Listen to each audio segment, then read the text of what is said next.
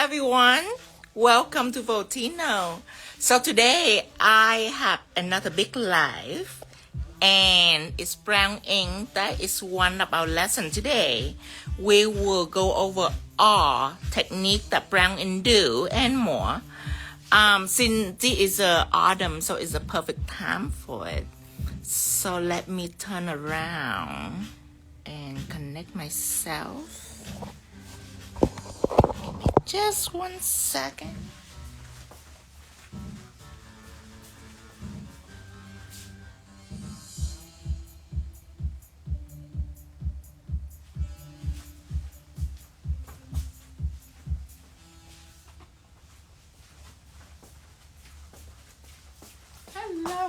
Hello, everyone. Give me just 1 second. Let me get ready.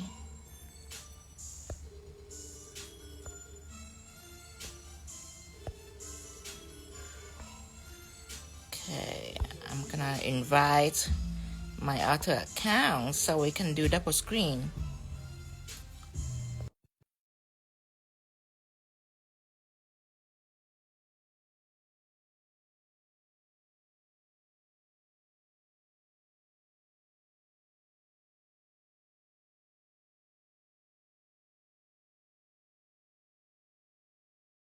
꽞20, just in case you have any question about shopping or shipping, you can ask us. We are good. Okay. That's an helping Cindy today, so he wouldn't join us. Oh, turn the volume down. That's an helping Cindy with the warehouse. It will be just you and me. Just Tino. The rest of the world. Okay.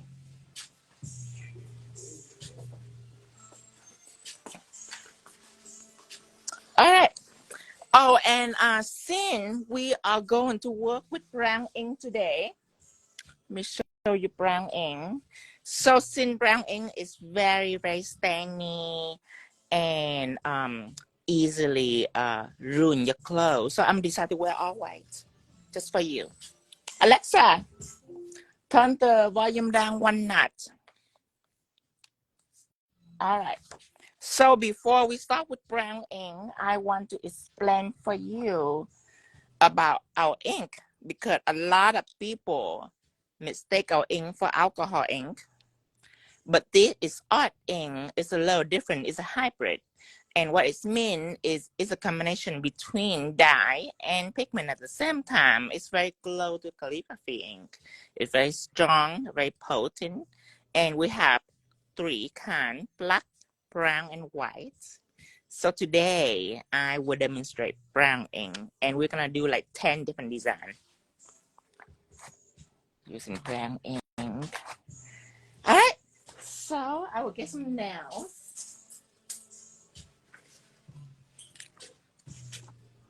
Let me pin my website first. Website so everybody can see. All right. All right. Let's do 2 first.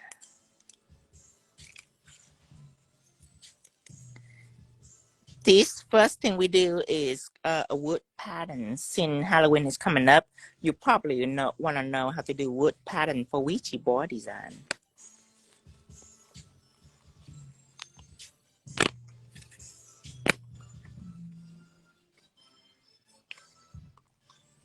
Okay.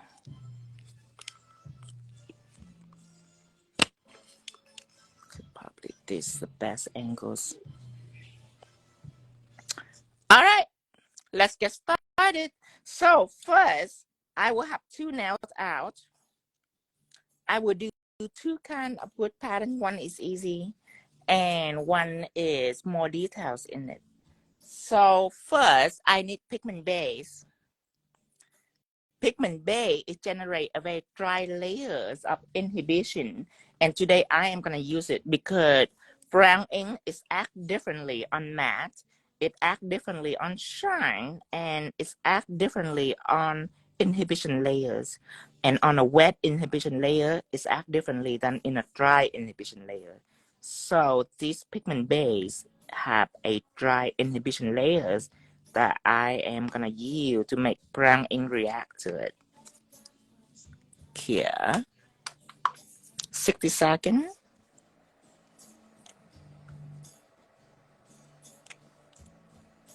Okay. So 2 now first. And these are just design. They are just a technique design, meaning it's only need one product. So after this big live, I might go into my small page and do design. Design meaning multiple product combined together. But I have to keep this minimal today for people not to be confused between products. I will keep it strictly brown ink. So now I am gonna shake it up. This done.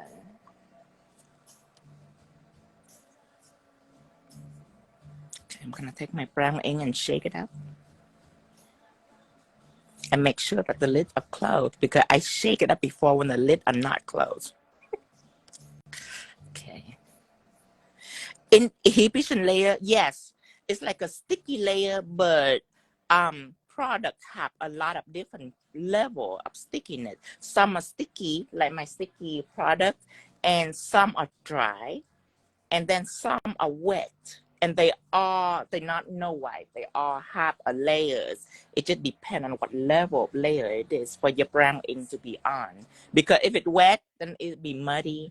And if it's sticky, then your brush will stick to it and it wouldn't move. It'll be splotchy. So you need a dry inhibition layers. There's many, many types. My pigment base, I make it dry so my pigment can stay on smoothly. Leave it here. I'm going to use it a lot today. Okay. So first, easy breezy. I'm going to show you in dumpling. It's going to be fast. Now, if you put matte on, the stroke that you make will be very blurry because matte is softer. But look at these from top to bottom. From top to bottom. Never in the middle because then it can look weird. All the way from the top of the nail to the bottom of the nail and overlap it a little bit. See how sharp it is? This is very crucial. So I am going to go all the way through.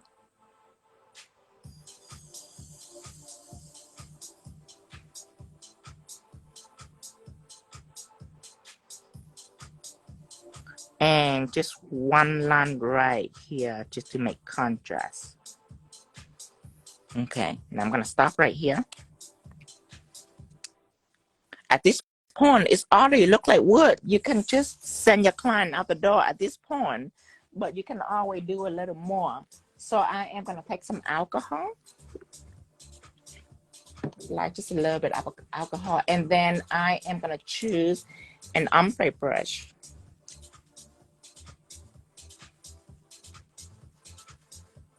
Dip in alcohol, and then I want a piece of paper. Now, dip lightly in alcohol. You don't want too much, so you want to take off some on the edge of the lid. Now, touch it lightly and run down. You can do this. It's called washing. You can feel free to wash a little bit with alcohol. If you desire, just to alter the pattern just a little bit. And what it does is make it a little bit softer. Just a little bit. You don't want it to be too soft. Because it's wood pattern. You do want it to be rainy. See, it make it just a little bit softer. At this point, I stop. Then, I also can do this a little extra by taking gel pen. Let's take brown colors and shadow and mix together into a dark brown and throw on some details. This is optional, by the way. You don't have to do this. Look at this. It's already woodsy.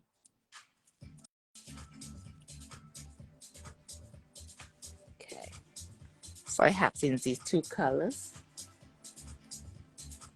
Then I will take our spatula and mix it together.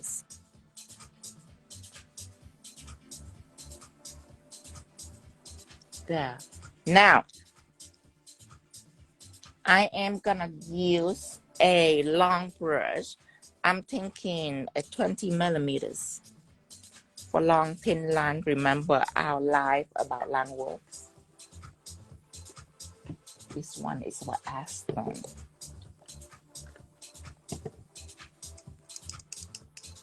Now, I am gonna dip into my brush. And you see this dark line right here. I can just use the tip of my brush just to run over very faintly. See that? See how it is run out of gel in between just because it's so thin and I only use the tip of the brush. You want that. You don't want one solid line. You don't want this. You don't want that. That's too harsh. You want these flimsy, thin hairline like this. That's why I use polish. Okay, I'm gonna make a bunch. This totally depends on your eye.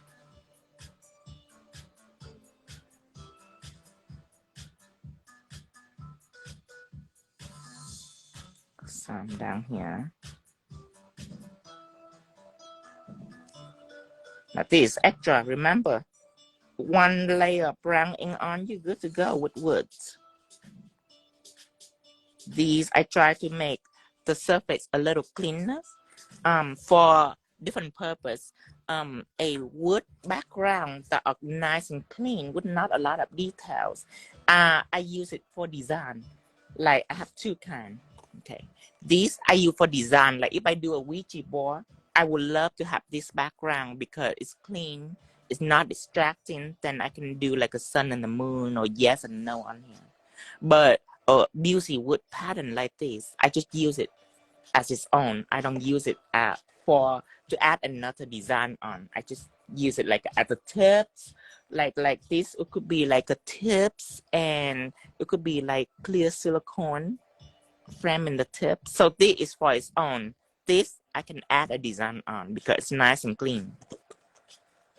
So another thing that you can also do, you can take this and you can add a little shine it on like this. And I will have just a dot of shine it just to dilute it a little bit. Now, let's use a 7 millimeter now. Remember our line work lesson? Okay, so I'm gonna dilute it. And then I am going to smudge over this. See that? You can do that too. All of this is extra, what I show you. You don't have to do this, but you can if you want to be a little extra. I know some of you want to be a little extra. All the options are available. You can pick and choose. Just like that. And then you'll be done. Here, you also can draw tiny little eyes patterns.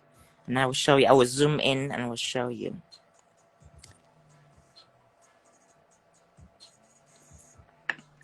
All right, now I'm gonna zoom in so you can see the eyes easily.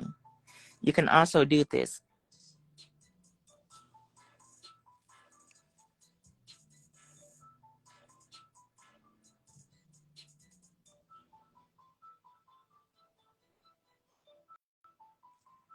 See that? You can do that?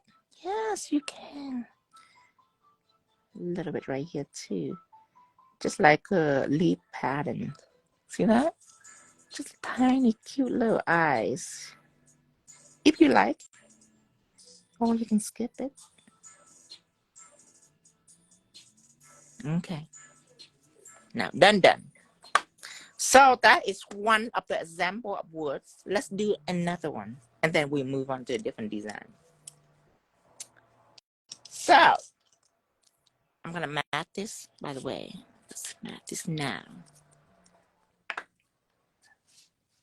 You like it? Look at that. See, just one layer. It's just one step. These are a trick that you can depend entirely upon product. No more mixing weird little transparent gel to try to make different layer of the wood. Nothing tricky. Just brown ink on from top to bottom. From top to bottom, there it is. It's make the pattern for you on wood technique.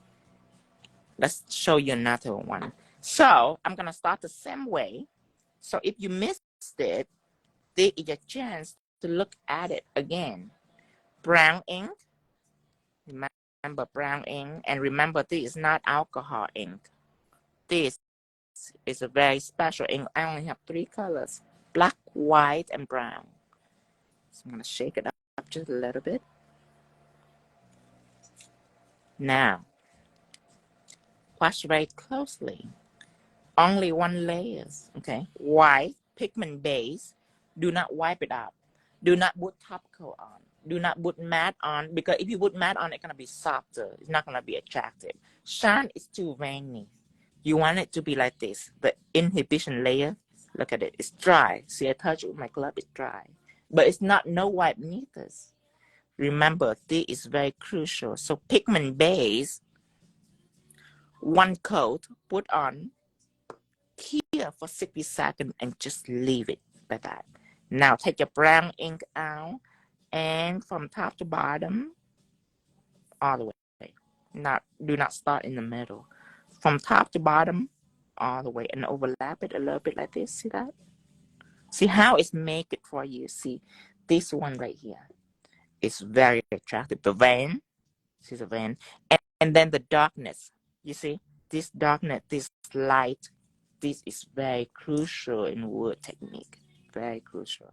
Again, another one. See how it's just overlap like magics. See that? You want that. You want that look. Okay, now the second way that I will show you, you don't need gel paint. Okay, that's just the first example. Let's take it out. The first example. Let's put it here for you to see. Okay. Now the second example, you don't need anything. You don't need a brush, an art brush, and a gel paint. You don't need that. Look, you take out another one. Now, you don't want a lot. You want kind of taking up some of the ink in the lip of the bottles. Pick an area. I am gonna do the eyes right here, like these. Pick an area like here and touch it and don't lift it. Just keep running like this.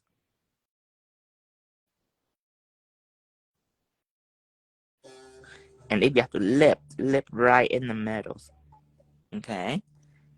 I'm gonna repeat a few times, but remember, keep your ink minimal.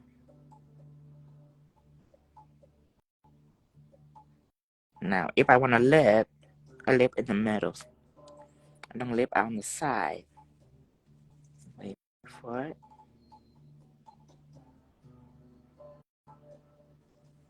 So I lift on the middle. Okay. While waiting for it to dry, you have to wait for it to dry first before you want to do anything else. You have to give the ink time for it to dry. So let's do another one right here.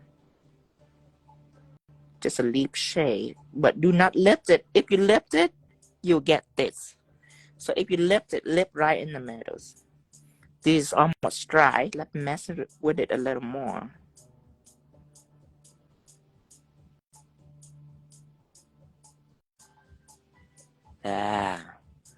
Leave it alone. Come back to this guy. Ooh, see that? See the beauty that is made.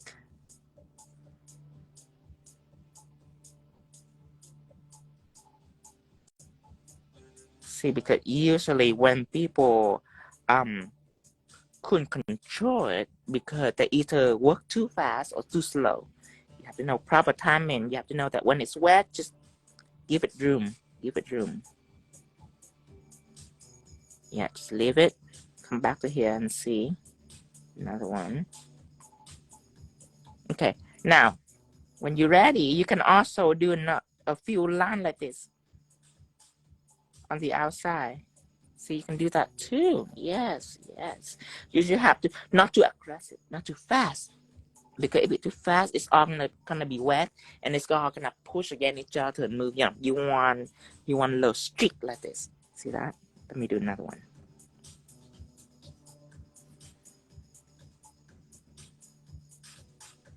There. See that? See the beauty of it? Very easy. See, it's all done it for you. Now, if you want to wash it, you can. And remember, you can let your client go anytime. Like here, they can go.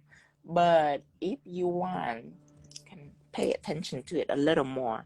At any point, the moment you put the brown ink on, you can be done with it. But I'm going to pay some extra attention to it. Alcohol with ombre brush and do some extra washing. Let's wash some in the middle. Ah, see that? Zoom in so you can see the beauties. The alcohol. Look at that. I don't know if you see it very well on camera. See that little beauty right here. There. And then dust over it just like this. And remember, soften it up so don't go crazy. See that? See the beauty? See this part right here where it's round. You see this? You don't want that. You want woozy. So blend that brown part out like that. Wash it up. Yes. Oh, see down here now. That's beautiful. That's woods. I want that. I love that. Okay. So that is step number 2. Now, at this point, you're done. After this, I'm gonna show you how to do this. That's another option for you. You have many options. You can stop right here, you can be done, but you can do more. It's up to you. So let me mark this.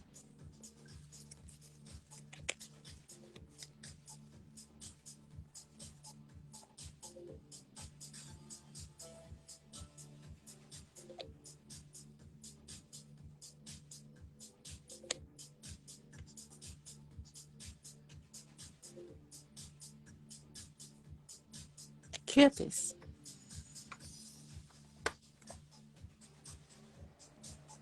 To remember to wipe my brush up just so it don't contaminate my bottles. Now, for the next step, and remember, it's totally optional. I'm gonna keep using this, just brown colors and shadows.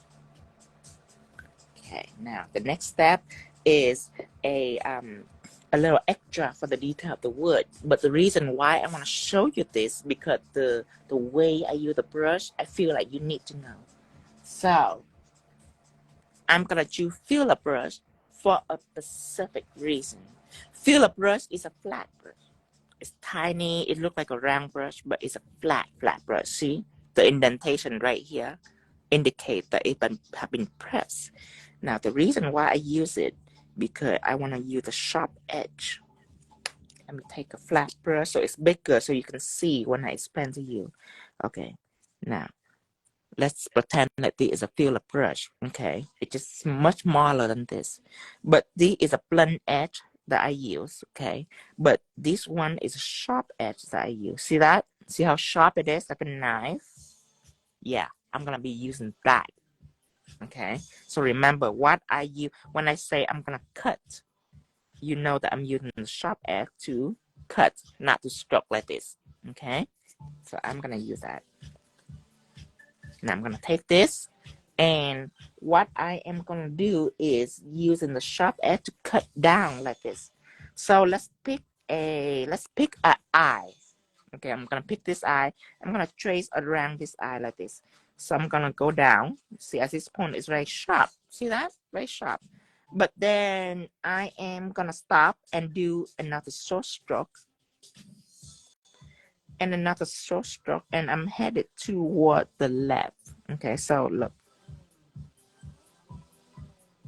Okay, cut it down a little bit more. And then I should put a name to this. Slant it to the right. So I'm still going down, but in short bursts all the way to the right, and then I'm going down. I'm cutting down. See that? That is a very specific stroke. A lot of artists are known about this stroke, but I feel like you need to know. You need to know to welcome you into the artwork. You need to know this stroke because it's incredibly powerful. When I do fire, I use that stroke a lot. I cut it. So I'm gonna cut it down. So this not typical for a lot of users that are not familiar with art. They usually do it like this. They usually stroke it like this. They don't usually use the edge to cut. So remember, these are cutting right here. Okay, down. Slant it to the right. Down again. There. See that? Another one. Keep going. This one is close to this. But when it's slanted, it can have a little space right here. See the beauty? That is signature wood grain right there. See that? See the space here is very thin, but the space here is very big. The white space. See that? That is a beauty right there.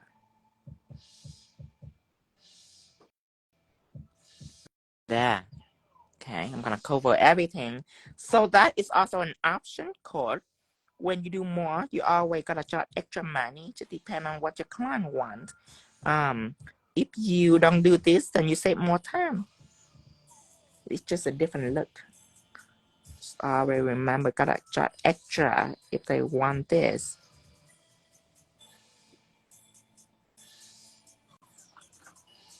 Okay, all the way. Keep it a little right here.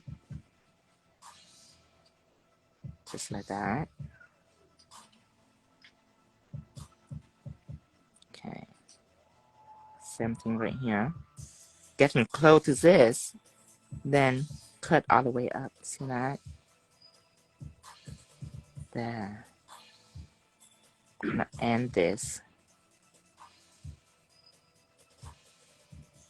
Okay, that is signature wood pattern.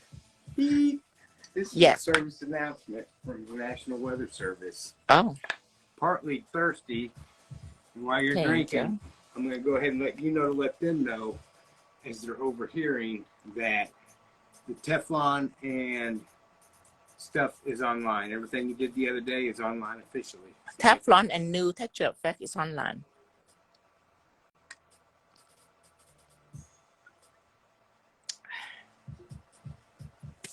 All right. That has been a service announcement. Now we're done with wood. Oh, that's plenty of information just for wood. We're done.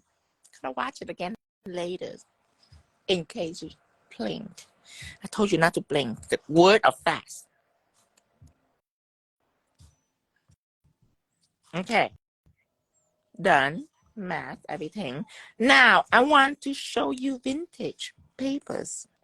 Now that is different. I have to draw a matte background. You see, I will show you that ink react very differently upon background, assuming that you have a strong one, so you can see, not the marble ink where all it done is like spread out and become marble, and it's not very pigmented. This is very, very pigmented.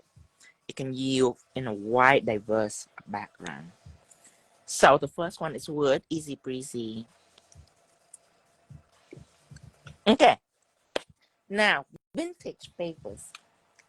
For love letters, burn letters, things like that, Halloween or clothes, you will need some of that. Valentine, oh yes, all the way. Okay, so pigment base all the way. Now, this design right here, you don't need the effect that pigment base give you. You can just get a white polish. That's all right. This, you need pigment base, but this one, you don't. Paint all the way down.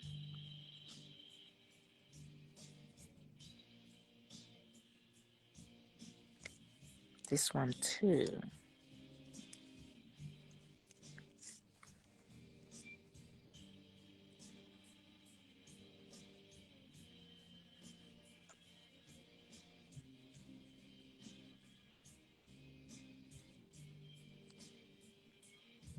Okay.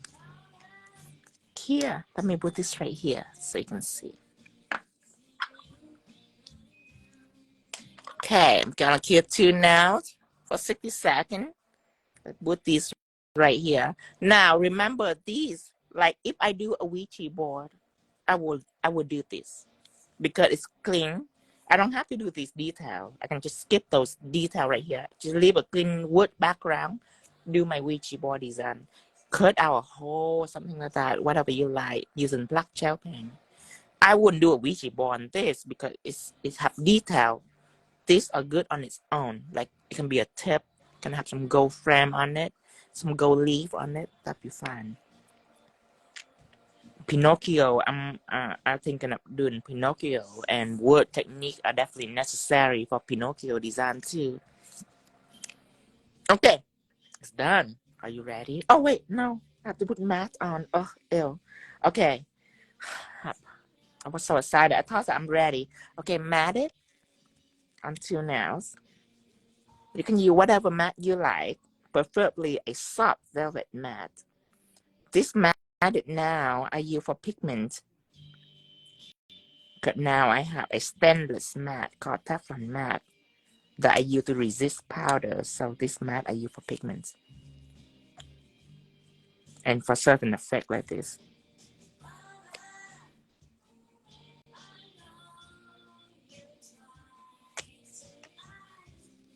Give this 60 seconds. Now take out my brown ink again. Oh, I shouldn't have put it away. This whole show is about brown ink. Shake it.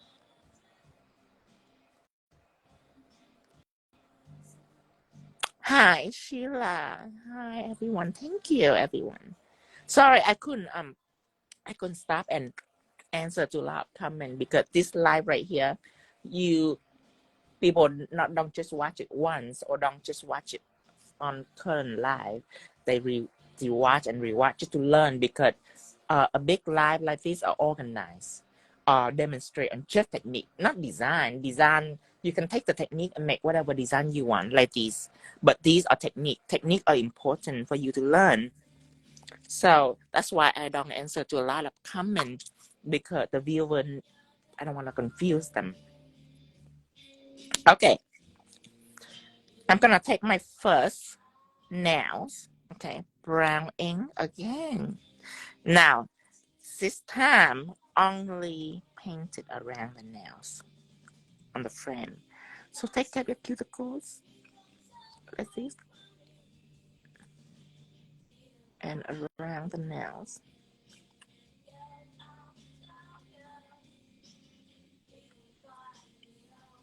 Just like this. And if it gets on your client's side wall a little bit, don't worry. After you top coat everything, you can wipe it up with acetone. It's friendly for the skin. Like this. Okay, now when I establish painting around the nails, what I would do is take an oval brush, stroke an angle, oval. So this is an oval brush I'm using. I'm gonna take that, and what I use gonna be alcohol. I'm not sure if this alcohol. I'll dump it out and refill it.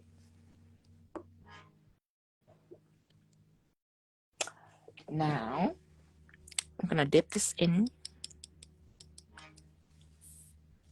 and when I run around this, I run lightly. Oh, thank you, Janet. Love you too.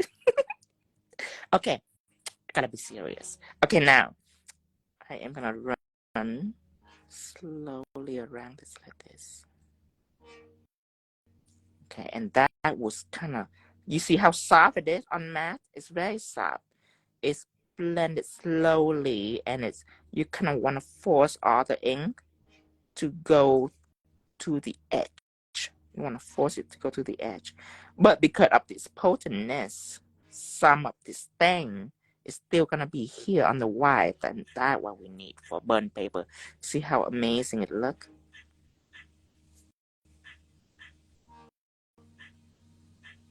Like that.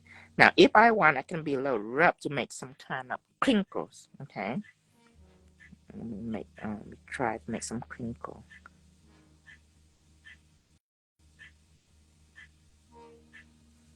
Okay. Put a little bit right here so I can make some crinkle for you. Ooh. Let it dry, let it dry. Okay, you want to make some crinkle? Draw from here, and you just go up like this. See that? Okay.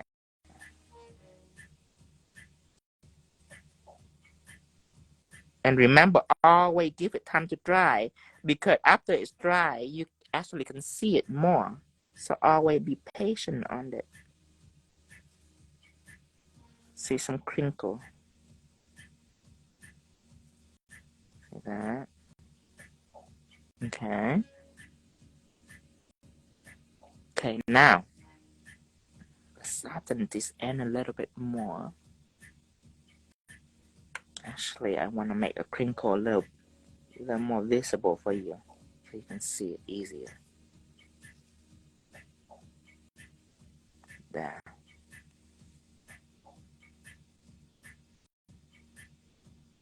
There, like a crinkle papers.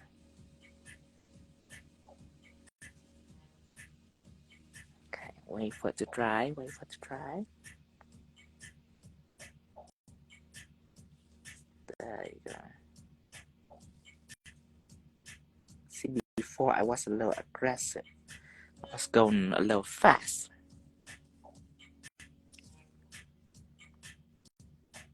There. Wait for it to dry.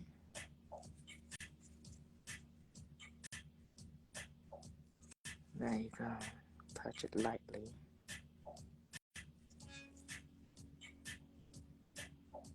And then I want to use art gel to design some lettering. I'm gonna take the 7mm, and I am gonna take my art gel, and I'm gonna write a poem. Wash it with alcohol, just make sure everything is nice, clean, and fluid.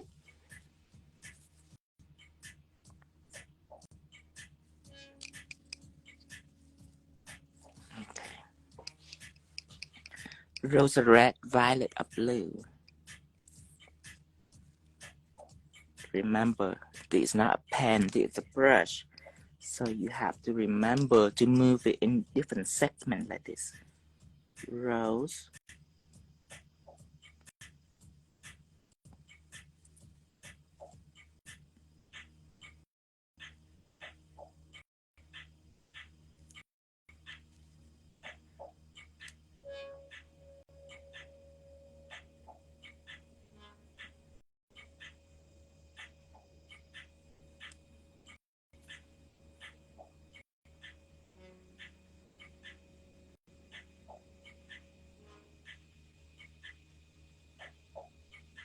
Yes.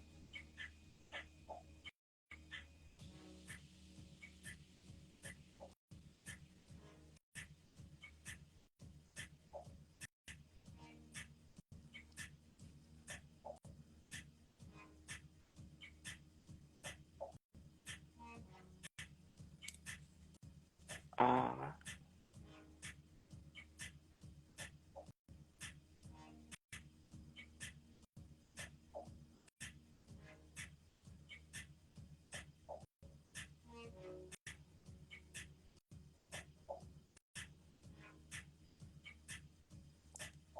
Red.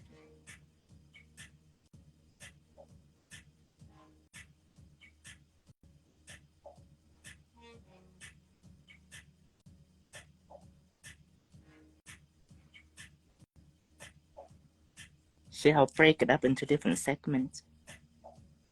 Red.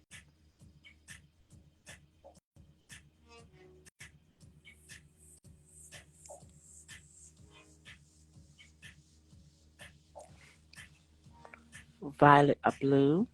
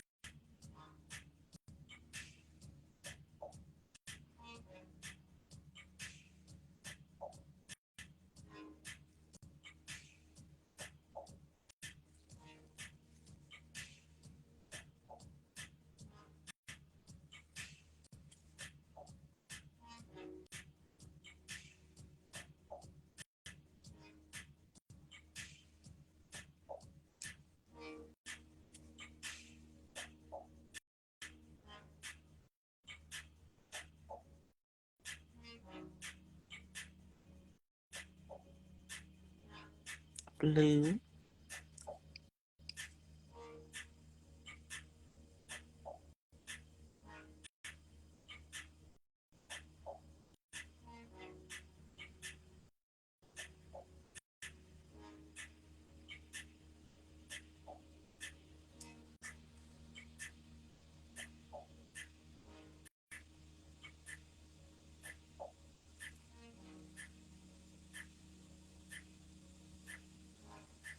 Okay, now I'm gonna cure this.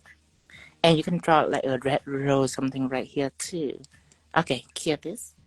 Now, I wanna make another vintage paper, but I wanna have like a burn in it.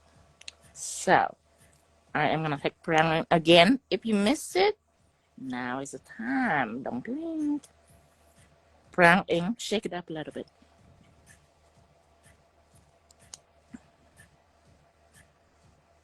Here this. Oh, this live right here. When I'm done, you can rewatch it straight on the highlight. On my highlight, there are many highlight that I keep on my. Remember to watch the line work highlight. Remember to watch the ombre highlight. Remember to watch the clear texture highlight. Don't look into my feed and photos. Just look into my highlight on my bio. Okay, all around. Because when I first finish the live, you can find it on my page very easy. But after a few days, I have so many content, it will be very quick. So the way that you can pinpoint it is to look on my highlight. You can see it. Okay, let's put it right here. Now, again, take out your oval brush and alcohol. Okay. Dip it in. Then go all around the nail. Lightly, because this is what people do a lot, and I don't want you to do this. The moment they touch it and they don't see it do anything to the ink, they keep doing it again and again in small spaces. No, you don't do that. What you do is you go around the ink, and that will give the alcohol enough time to sip into the ink. So when you come back the second time, it's all will be nice and blend. You have to have patience, and you have to trust your product. So remember, don't go like this. Don't go like chicken scratch like this in one place. No, you go down like this. Then you come back to it. See, at this time, the ink is already sipped into the, the alcohol is already sipped into the ink. So it'll be nice and soft for you. You should have to be patient. See, come back. There. See that? Now, it's time for me to make some burn. This is also cool too. Leave it here. Take out again brown ink.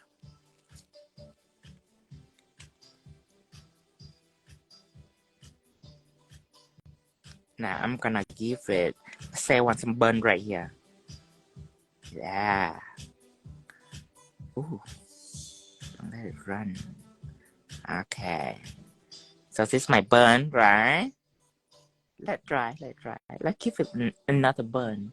Let's give it another burn on this side. There. See that? Oh, it could be like a treasure map. You can do it in like a large treasure map, and you can paint it like compass on, like a pirate team. Okay, now do another one. Inside it, don't let it go out. See inside it, just to give it another extra. Okay. Don't tilt it to nail down, because then the ink will start to spill. Okay. Give it a few more. This is just pretty, just doing this. It's very mesmerizing.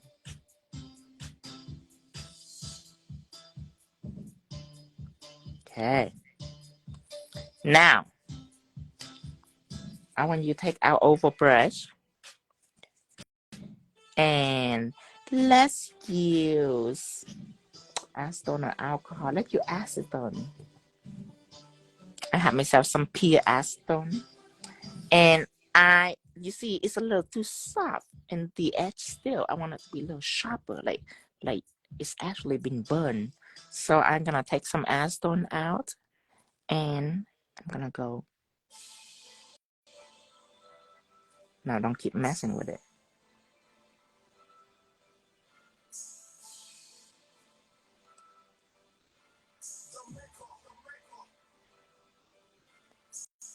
Make it sharper. Let me zoom in so you can see.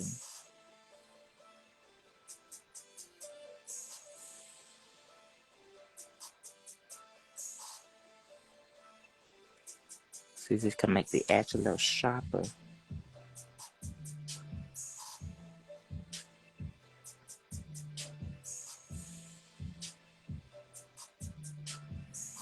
Let me use alcohol. It doesn't seem to.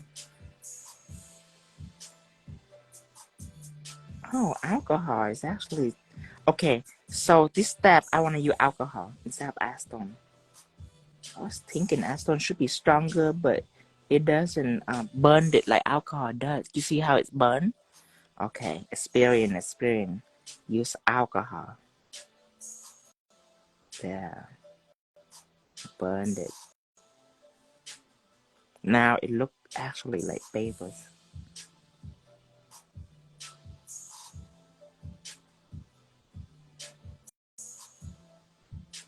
There.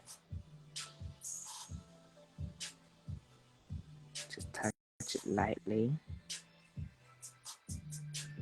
There. See, now it looks like an actual papers. It's very addicting. I love to watch this process. Oh, another one up here. It's amazing. I love special effects like this. Many times I don't have the material, but I dream of look like this. I just doesn't know what to do. You know what I mean? I don't know what to do. I'm not gonna draw this. I'm not gonna take brown and draw and do some white. This cannot have this edge like this. I can't draw this. This I have to use special effect. That's why it's my mission to make products that are cool and not to do things like this. See that? There's no way I'm gonna draw this little vein right here. No way.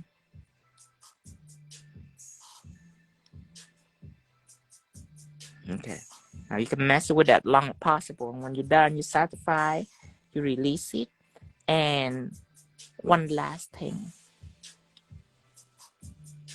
Art gel. Black art gel. Black art gel. Let's give this effect a little more. You don't have to. You can be done with this. You don't have to. But I want to give it a little more. So, stroke brush. brush, sorry. Okay. Now I am gonna take art gel. I'm gonna brush it on here like this.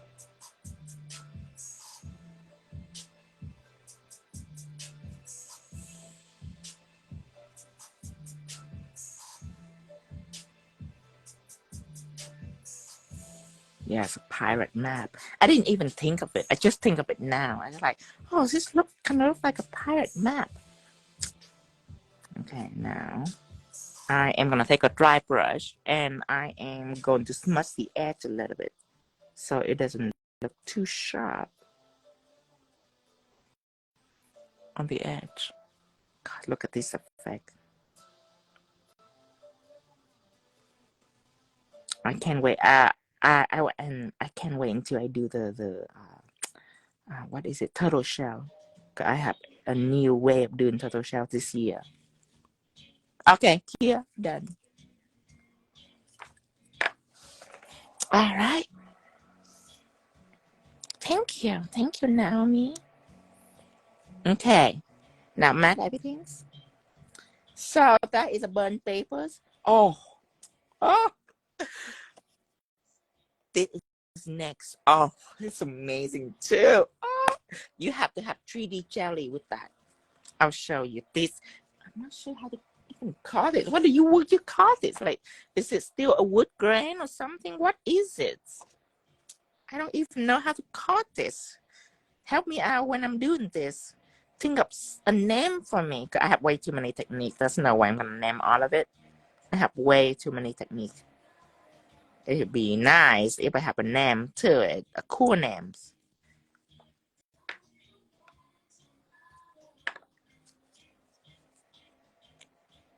And then I can use some of my flame technique, which later on, of course, I will have a live for glow technique. Flame is also one of them that give it like a burn effect, like a fire amber right here near the burn paper. But I cannot teach it in this lesson because this lesson is revolving around brown ink. So I don't want to confuse you. Keep it organized. Just one product technique at a time will help you understand the product, because beside my product, you can make your own product. If you understand it, you can make your own. I'm gonna leave it right here.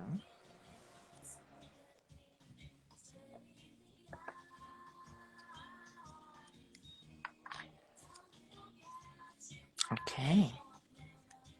Now, more.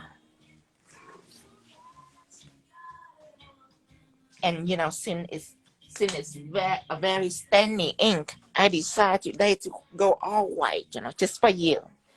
Just for you so you can see. I know you're waiting for it to be splashing on my shirt, my all white shirt. So, right here, there's a tease right here for you. Okay, now, let's do the next one. Just one nails. Pigment base.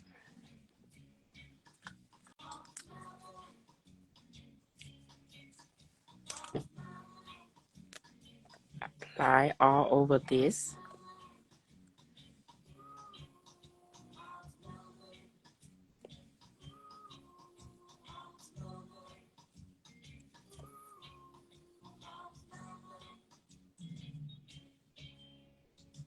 Now cure this. For this nail, you don't need pigment base because you just need a white gel polish. You don't need a special gel polish. Just any white gel polish will do. Now, you need this. This right here, our friend 3D jelly. There is a long history between 3D jelly and ink. There is a long history between them because together they make amazing things. Amazing things. Okay, I'm gonna take out 3D jelly.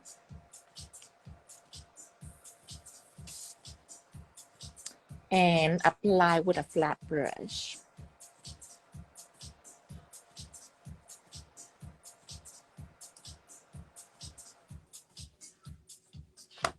Now, I'm gonna take a little bit of 3D jelly apply it on just a thin layers because you're not using it to sculpt. You're just using it for its effect. So just a thin layer, like top coat. You don't need much. Yeah, you're not using it for encapsulation, even though this is also a gel for encapsulation. The first Snow White Builder gel ever. Nice and shine. All right, just a thin layers. And let's retire this 3D jelly. Now it's gone. All right. Now the fun begins. Brown ink, remember to shake.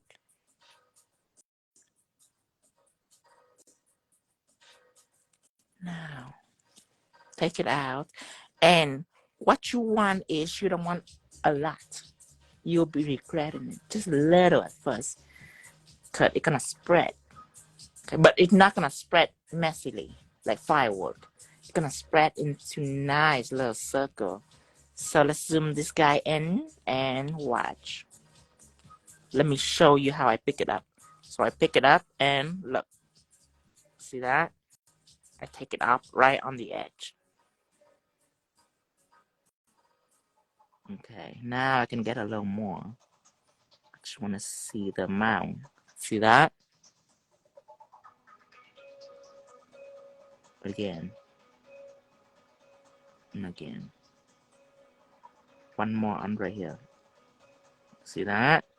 Be careful how much you put on. Again. Touch it just a little bit. Just like that. Give it one more on this side. Again. Ooh, that's a big one. Ooh, see that? It's a big one. Give it one more on here. See how beautiful? Another one. I can do this all day long.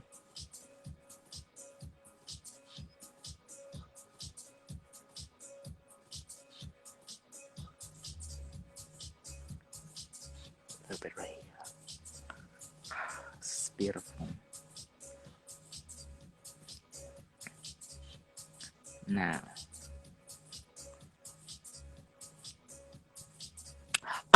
right now we don't take distributors because right now our product are wood exclusive. It's exclusive globally. So a lot of companies are trying to force our product because we don't sell it to them. So they trying to like take one of my product name and then they put my name on it. But you see the ingredient they don't know because I keep my ingredient very secret. So they doesn't know my ingredients. So people will be buying product from them, but it doesn't do what it do. So now and then they call me and say, "Oh, why your product doesn't work?" And I say, "Well, you're not buying it in the right place. That's why I have to remain the only seller to keep my product exclusive. So my customer know where to buy. You know what I mean? If I have distributor, then when the word get out that, oh, you can buy product here, you can buy product there, then at that point you don't know which one is real, which one is fake. So I have to remain on Voda shop as an exclusive, so people we can stand it behind our product.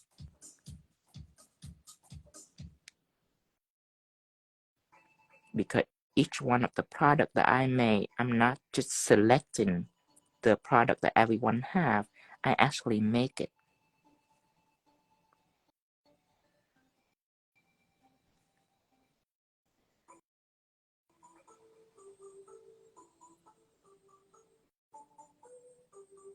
Okay, now when you're done with all the circle, then you can fill it in with little circle. I was having fun with this.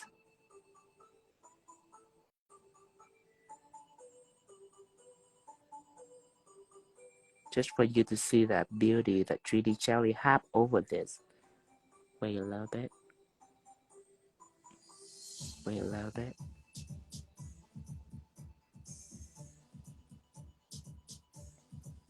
Just beautiful. I would say that it looked like a little wood grain.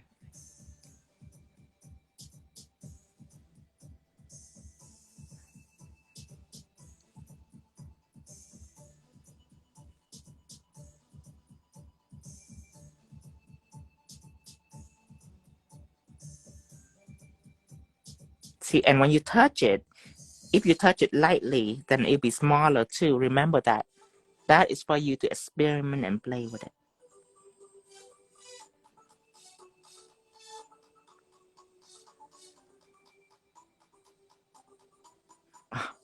Just make tinier circle in the middle. I love it. I just love what it does.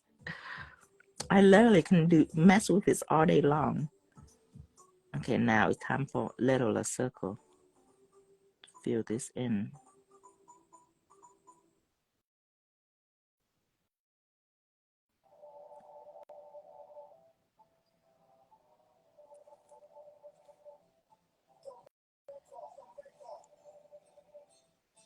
It's so abstract.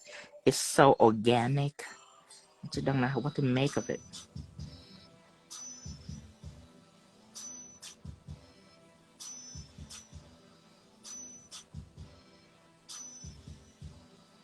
Now fill in all the white gap right here. Fill all that in.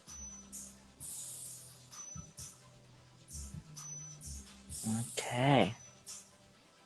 Now I'm gonna cure this. Oh, wait. I feel like the center need a little more. This one right here. Oh, yeah. Oh, this is so fun. Okay. That journey is over. Math, everything, or Sean, everything, whatever you like. Let's move on to Tortoiseshell. Now, Tortoiseshell is internal. Everyone loves Tortoiseshell, especially around this season. Everyone started wearing Tortoiseshell. So let's do some Tortoiseshell. Now, with Tortoiseshell, I need a special product, metal effect gel. If you don't have metal effect gel, you might be able to get by. The reason why is I'm gonna apply metal effect gel on the entire nails. Before I chrome it, I am going to take brown ink and make splotches. I don't make on top of the chrome because I want it to be solid. I don't want it to be chromey. So I'm gonna make little splotches because it's gonna stuck to the inhibition of metal effect gel very well.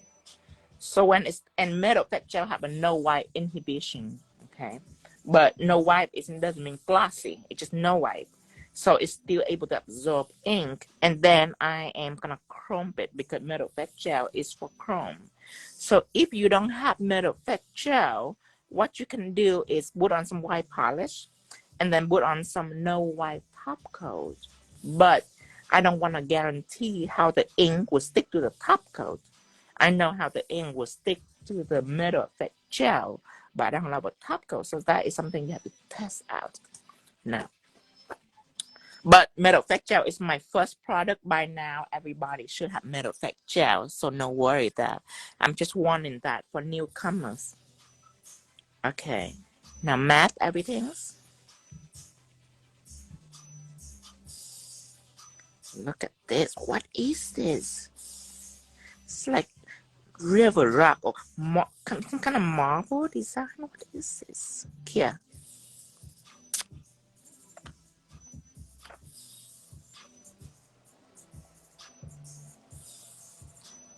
Okay. Close. Now, a new nail. This time, I'm not using gel polish. This time, I'm using metal effect gel. So I'm going to take this out. Then, I am going to use a flat brush.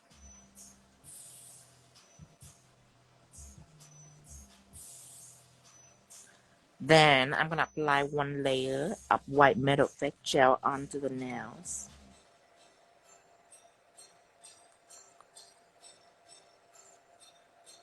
Take another bit more.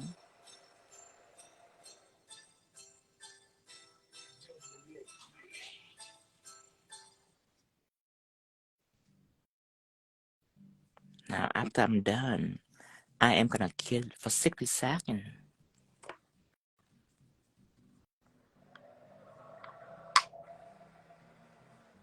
And remember one thing for beginners, when it comes to gel that makes special effect like this, you have to be well aware of what lamp you're using, because I noticed a lot of beginners will buy a flash clear lamp, you know, a flash clear like this, but it will be bigger, so it looks like a normal lamp, but it's so cheap, it's like $25. So they think that it's an actual lamp, it's just a flash clear. And if you use flash clear, you might able to get by with normal gel, but with special effect gel, you need proper timing and proper wattage for it to clear, so you cannot hear chrome on. So just a precaution for beginner that this is a special effect gel. It used to adhere chrome. So I'm done with this. Put it right here. Now let's take it out. It's finished curing.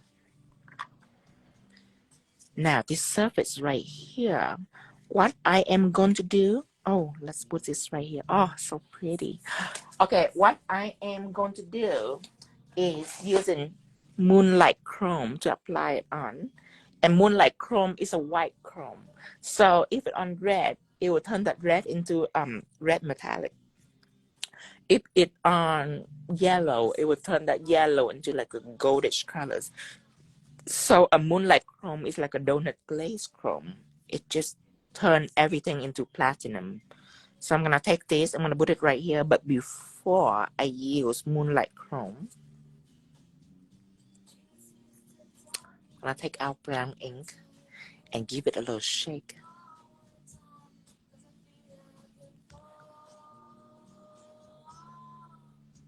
Okay, now open this. I'm gonna take this, I'm gonna make a little splotch for the Tortoiseshell. Okay, this one is designed by eye, so look very carefully. Little splotch, like I would say like cow print.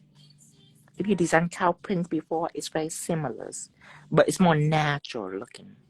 A tortoiseshell is more natural. Little spot right here, and then give it rest. Let it rest. Little spot right there, just like that. And then you might connect it a little bit like this. Just like that. Now a little bit right here. Then you can come back. You can do more.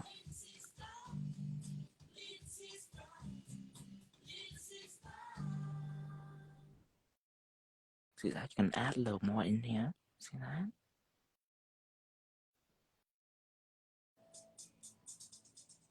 Yes.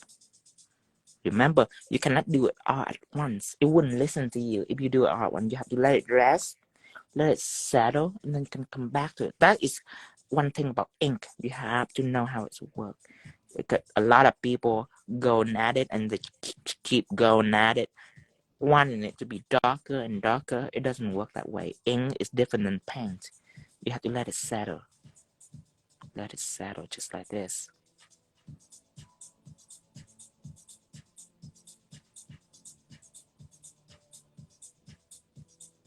Now, design by eye, meaning just do whatever it is that you think is attractive.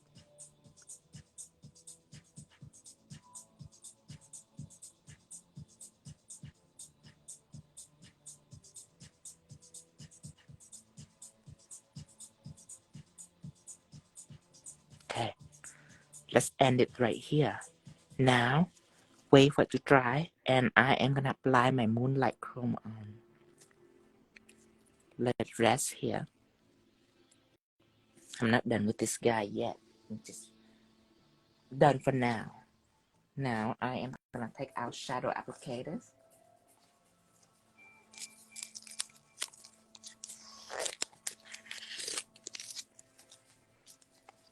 Then, I'm gonna take this and remove excess chrome on here, on the lens rollers.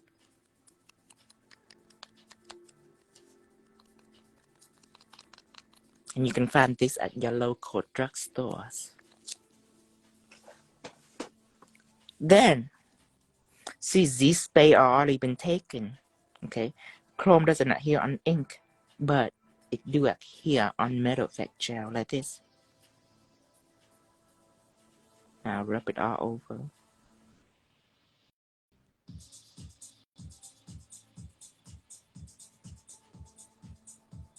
Small circular motion. So now you done the splotch. You done with the background. You give it a nice sheen background to mimic the sheer-ish effect of tortoiseshell. Now you accomplish all that. You ready for the colors. Now this one is optional. Before you coloring, you can add some gold flakes. Totally optional. You can skip the gold flake. Gold flake is not really exist on tortoiseshell, but this is something that we voluntarily add in just because we human, we like to mess with nature like that. So I have some gold flake in. It's not on the website yet, but it will be.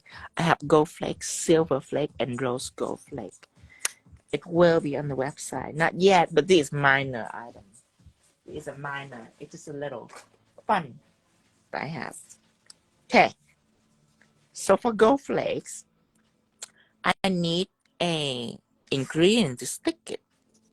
This is sticky, one of the very popular products that we have used for anything like this. You use sticky. So I am going to apply sticky out on the palette.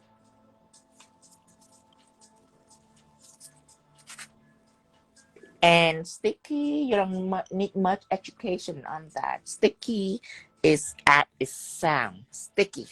There. The name speaks for itself. I am going to give a little gold flake right here. Okay. Right here. Yes. And a little right here. Done. Here for 60 seconds.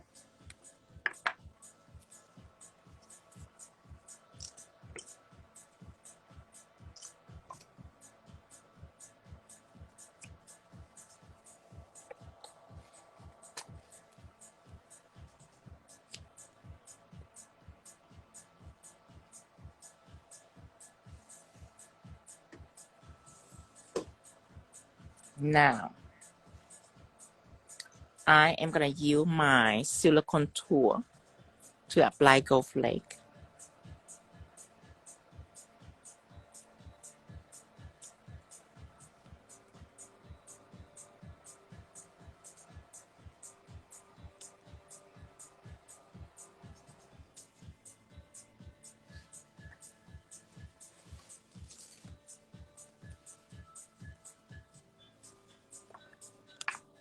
Then, I am going to take the gold flake out in the paper towels like this. Ooh, and then I can break it apart like this. Like that. And then smudge it on. Let's do a little bit right here. Do a little bit right here.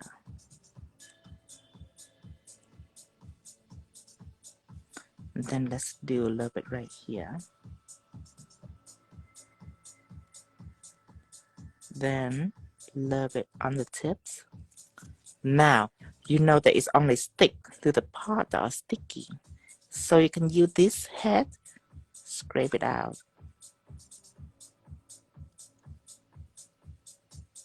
Like shoving ice in the morning, see that? Shove it out. You cannot shove out the part that sticky will hold on to. Sticky is excellent on holding product like this. So you can only scrape the part that's sticky. It doesn't have sticky. Then you can scrape it up like this. See that? Scrape on the surface too, because you don't want two pieces overlap each other. Because if two pieces of gold flake is overlap each other, guess what? The first piece stick to the surface properly. The second piece just lay on the surface. So when you put top coat on, guess what? The second piece don't really stick to the first piece. So in about a week, pop, it chip off just like that. When you gold flake and you have chipping problem, remember, you only want one layer of gold flake sticking to the surface. You don't want more than once. because the second layer, it doesn't stick to anything. It's just so thin and flat that it just lay on the surface. You don't want that. You want to scrape it out. Now, time for coloring. Give it one final dusting to make sure all excess flake it completely dust off. There. Now, for the colors, I'm gonna take our new palette and I will use my friend stained glass gel. This is very important color of stained glass gels. It is number 9, yellow oxide. This right here, from the beginning, this stained glass gel right here is number 3, orange. So I'm gonna take our little orange. I'm gonna mix it with yellow. Yellow oxide have a honey amber tone that are very popular for fall. I'm gonna mix it together. You can mix yellow oxide with brown. You can mix yellow oxide with red to make all kind of honey amber colors. Apply it on. Look at that. Transform it completely.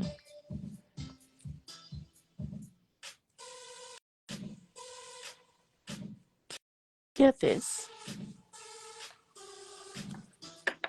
Now I'm done with orange.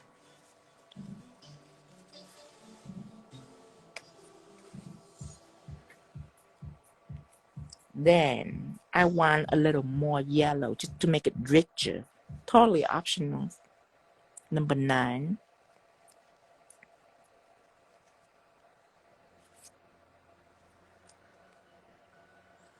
Now just a little more yellow. Just add a little sweetness to it. Look at that. Now, here, and you are ready for your final layer of brown ink. Overlap it to give it this effect right here. Overlap it. That's why Tortoiseshell is very elusive, because it looks see-through, but the brown spot, it looks so solid. And people don't know why, because when they attempt to do it, they either do a matte, which it doesn't look impressive because it didn't look see-through, or they do the splotch on top of chrome, which everything look chromey. It's still not a very impressive illusion. So you need some to be completely solid and some to be completely sheer-ish, you know what I mean? So it can give it this tricky illusion that people seen on Tortoiseshell. My brown ink, make sure it's shaken off. Now take it out, and I want you to splotch over this. It's okay to overlap a little bit. It's okay. Yes. Go right ahead. Overlap it. Yes, all the way. But later, you're gonna smudge it up a little bit on the edge. So it's okay. Go crazy. Just go crazy at it. Just like that. You want some spot to be extremely dark to give it depth.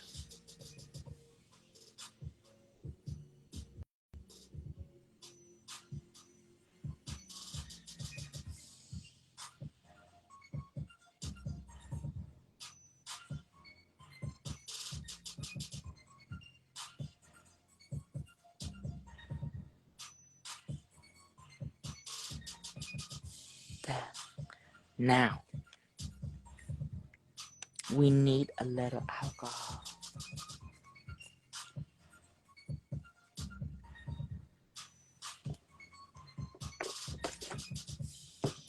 And we need our friend oval brush. And what you want to do is, you see this bend right here? You want to get rid of some of that. You don't want to be too veiny. So you just take a little alcohol and you just wipe it away. Just remember very delicately, because it's ink. If you go crazy in this part, it's gonna go all over. So very delicately, just dust it away. does it that way. Just like that. See that?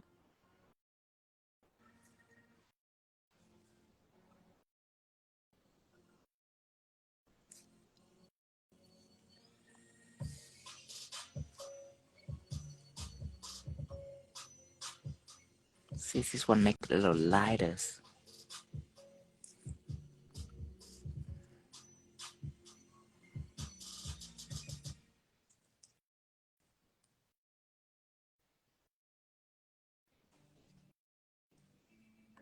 There, now you have your turtle shell patterns. See that? And whichever area that you remove, you're still gonna see the part in the back, because the part in the back is already been sealed. Look, see that? I removed this one, but it's already happened in the back, so you don't worry that it's gonna disappear on you.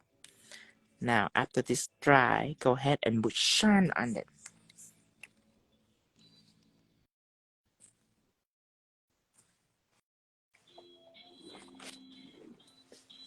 I'm gonna use shine it. Apply one layer on.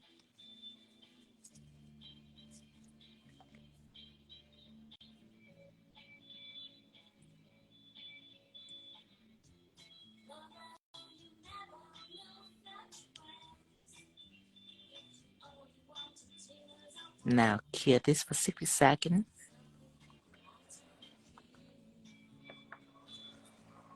Then your brush. Now, next one. I want to demonstrate for you a turquoise. So a turquoise is similar, it's just a different patterns. So for turquoise, it's all about colors. I am gonna use our color turquoise. Gel colors, turquoise. And remember that our color have 12 different colors in a kit. And 12 different colors make 168 different colors on simple blending. Remember that.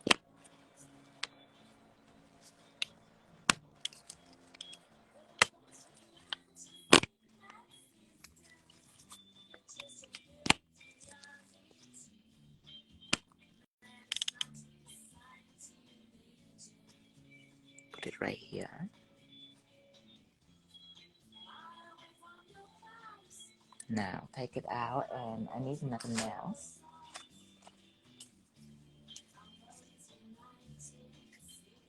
Then take out the turquoise. Apply one even coat of turquoise on here.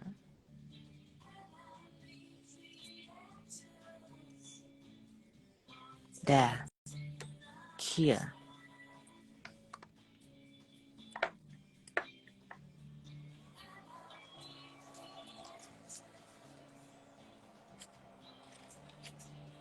Now, I need some gold flake again. I have a bunch of gold flake here already. And yes, it will be on the website soon.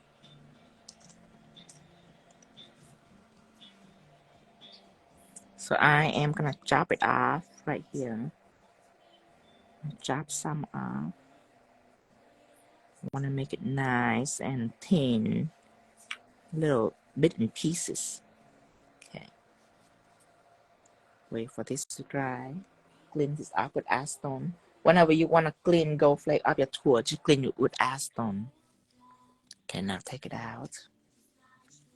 Then let's select one and put it on. Color also at here to flake like this. The flake is so thin, it's very easily applied by anything. It's very easily be stuck to polish. It would have certain inhibition layers. And if everything is nice and dry, then you can use sticky. Just like that. Now this is the design that you by eyes. So you don't want to go too crazy at this. At this point, you need to be careful where you put it next. Let's put it down here. Done. One more. Done. Now, you want to use this but clean one. Dip it in acetone. Clean it out. Nice and clean. Come back here. Now, you want to smudge it so it can be flat. Really flat.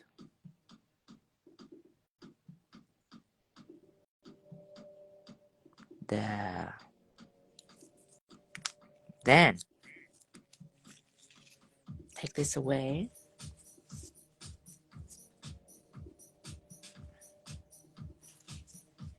Now, you want to secure this with one coat. But which coat? You know what I mean? You don't want matte. Because matte will be blendy like this. You don't want this. What you want is to put your ink on here, and you want to marbleize it. So what you need is shine, not matte. Let's put one coat of shine it on. Shine it when ink on top of shine surface is very veiny. It's very unpredictable. But it's not blendy. It's not stainy. It's just veiny. That is a perfect surface for marbles. So shine on. Then keep your shine for 60 seconds.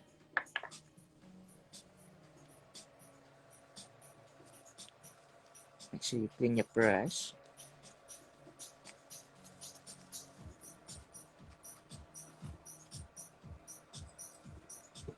Now I'm gonna take out our friend oval brush. I'm gonna need that. And our brown ink. Make sure you shake it well.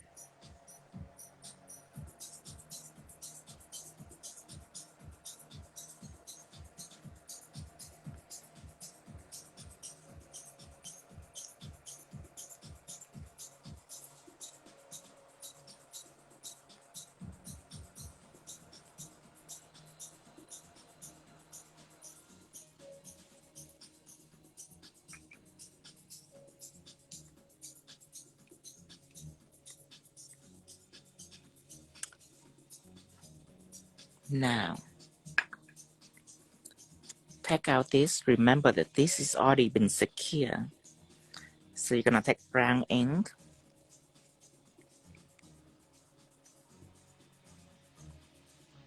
All over the gold. All over. It's already secure. Don't worry, you're gonna ruin the gold. Go crazy. Go all over it like this. Yes.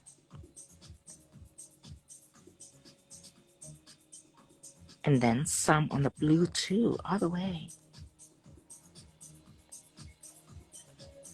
Because what happened on turquoise is that these blue are low pebble, like a low piece. And then these gold and these brown are low groove. So imagine that each one of these blue is a piece. Okay, just imagine that. Because most people look at the brown when they design. You have to look at the negative space, look at the turquoise, and pretend that it's one big giant piece of marble overlapping each other's. Give it some more brown ink.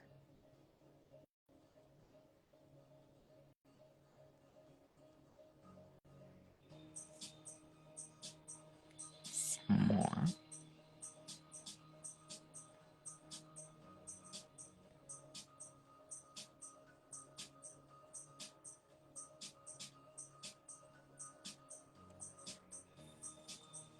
Okay, when you're satisfied with yourself, stop. Now, you need a oval brush because now you're gonna start marbleizing it. And yes, I do need a live on marble because until these days, not a lot of people understand the concept of marble. The way you move matters. Let me zoom in so you can see. Now, you dip it in with alcohol and oval brush right here. And what you want is you want to push this in, okay? So when you push it in, it's gonna make sharp little vein for it. So you wanna push it in just to create that marble look. Push it in. See the vein that it's made? Look at the beauties. You want that. It's just, it's like drawing. It's not impressive. You have to push it in and make it become natural looking like that. See that? You want that. Yeah, same thing here.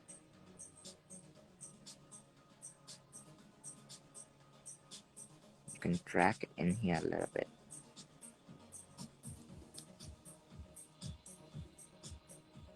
Now, usually I use a fishtail brush, but I don't use a fishtail brush for this because this is a little different.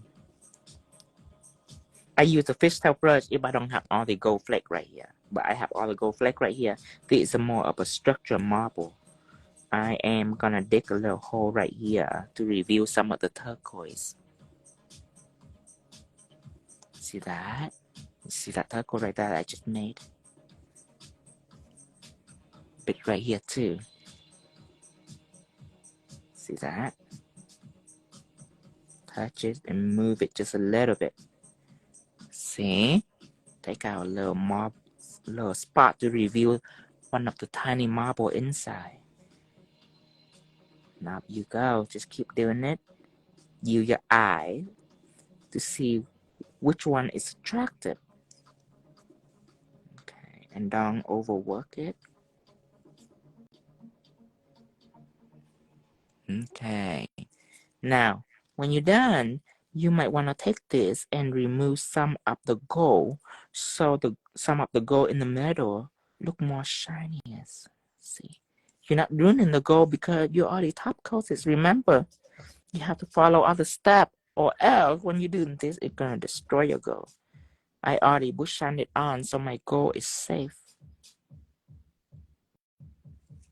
Okay, I'm not done yet. Put it right here.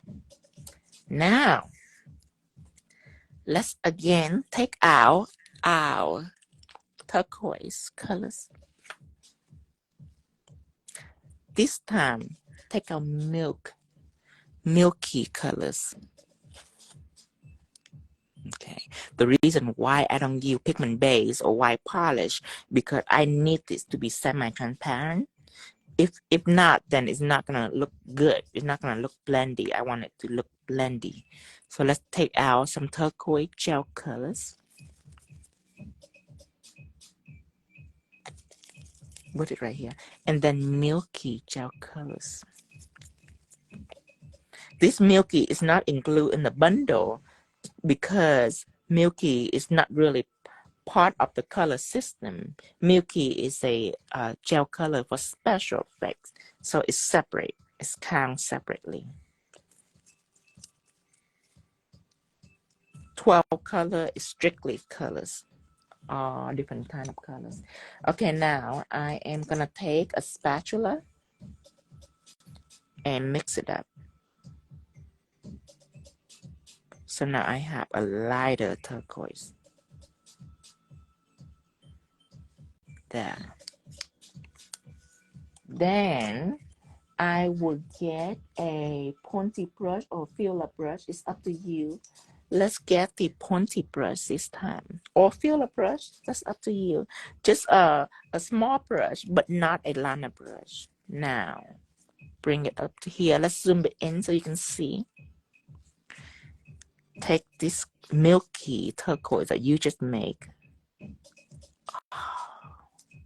Yes. One pebble. Then what you do, you blend it out. Okay. So it can go with, it's like a highlight.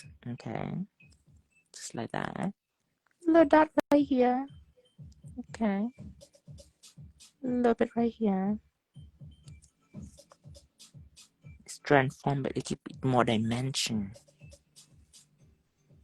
1, 2. Remember the little pebble, little pieces. If you have a turquoise jewelry, you'll know.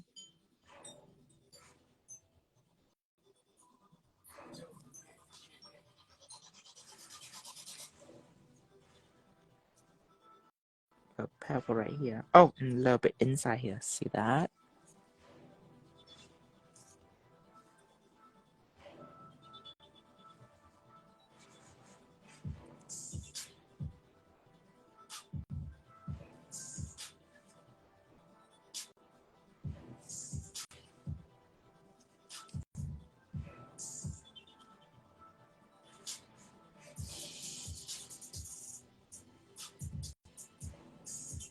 And when you're satisfied with yourself, you can go ahead and cure this.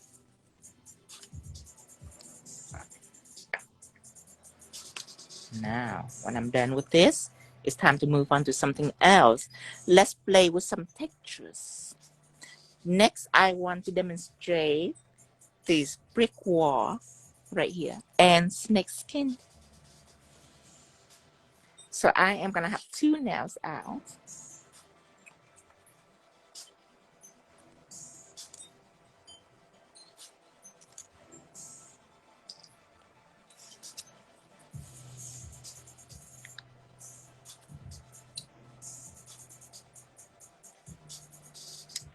Now with these 2 nails, what I'm gonna do is I'm gonna mat this because I want my foundation to be a little soft for my textures. So I'm gonna mat this using matted.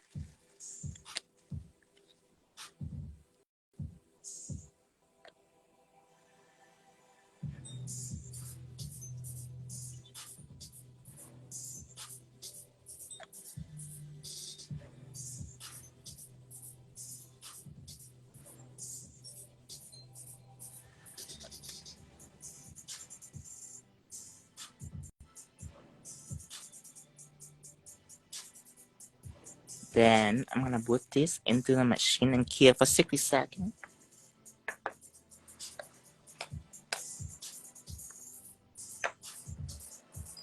This you can matte or shine, that's up to you. I want to matte this, but you can go shine if you want.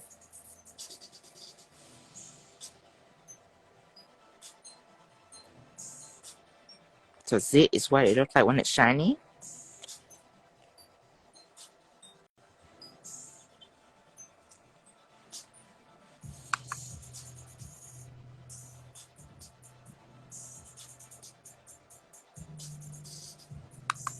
This is what it looks like when it's matte. Then if you want, you can take shine it and you can apply in some of the gold.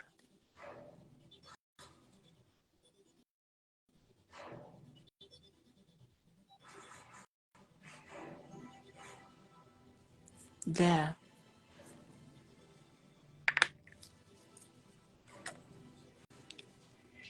Here. Alright. Now let's do some textures. So this is my newest one. It's already available. New textures is an improved version of the white and the black because new texture effect, you don't have to be careful on your volume. You can put it a little thicker. And the cell level ability is more. It just stays still. It's fabulous. You're gonna see it. So I am gonna get flat brush out.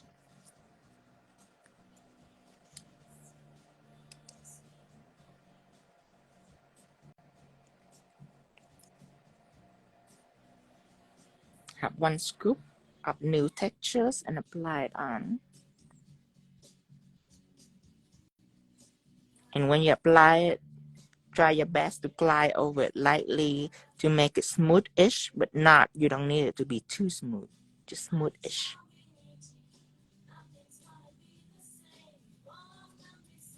Leave it here. Another one.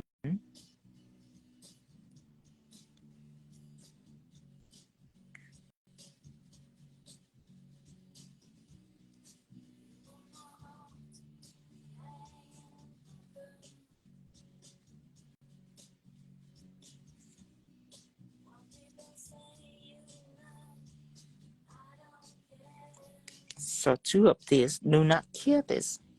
Just leave it. And when you first get it, if you want, you can make sure that it's mixed evenly before you use it. Just like this. There. Now close the lid. Then I am gonna take out a liner brush. I would use 10 millimeters.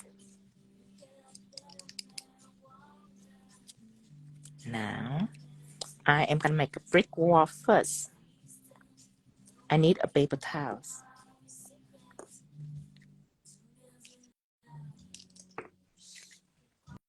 Put it right underneath me. Now, take our liner brush, nice and clean. Remove a pattern right here. Then what you do is you remove excess gel from the brush so you can go again on here. See how it just stay there? It doesn't move. It's there waiting for you. And when you cure this, it don't need top coat, and it's super shiny, shinier than the black and the white texture effect. It's shine like shine it. That's how shiny it is.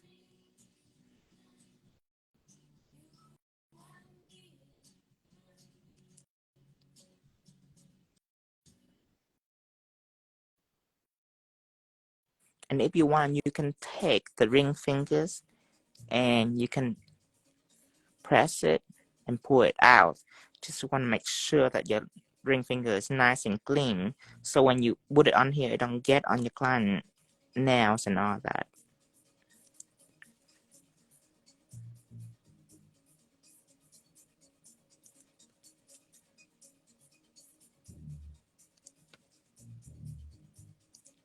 Okay, now when I'm done, I am gonna take the engraver and I am gonna make a line for the brick, vertical line.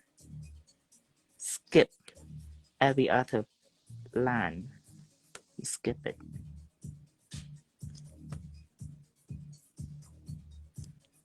Just like that.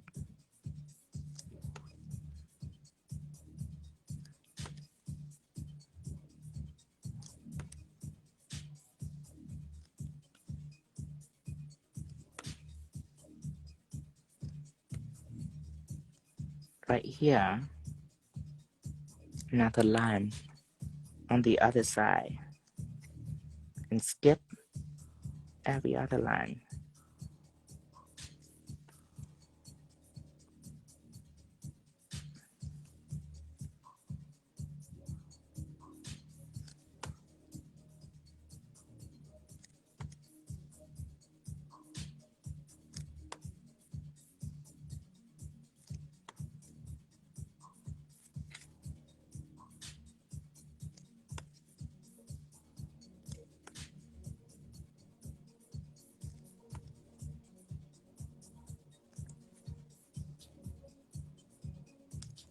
Okay, now after you're done with the brick, go ahead and cure this.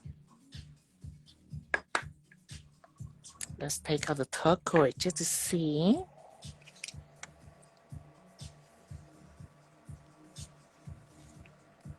See, my shirt is still white, completely white. I wear it just for you today when I work with brown ink.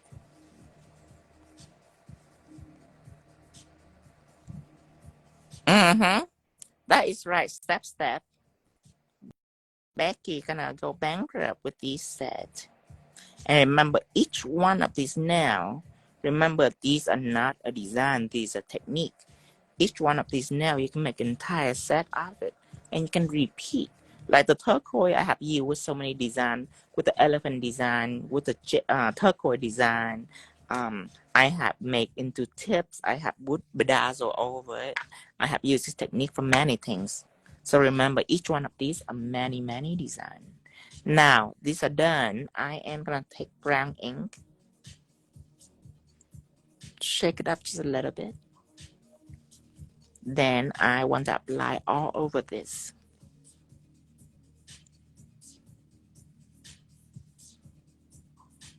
So the ink, it will sip into the groove of the brick.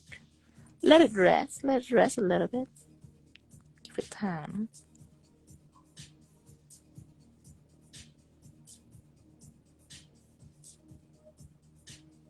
Again. Then let it rest just a little bit.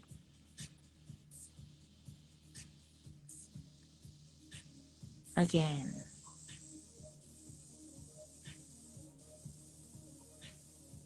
Now, put it right here. Let it dry. Then I am gonna need my stroke brush. A stroke brush is like a flat brush, but it's smaller. It's a smaller flat brush, about half of the volume. I'm gonna take my stroke brush, and with some alcohol, I am going to remove part of the brick.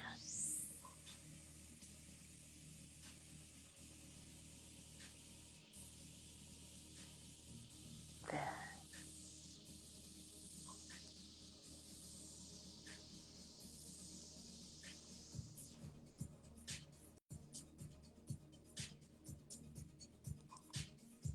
See that here and there, just like that.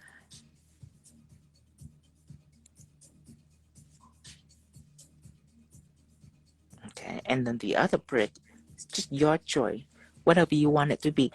If you have graffiti painted on the brick, then what you want is you don't want it to be contrast like this. It's contrast, so it's different just depending on what you do. Just a light brush on the other brick like this, just like that.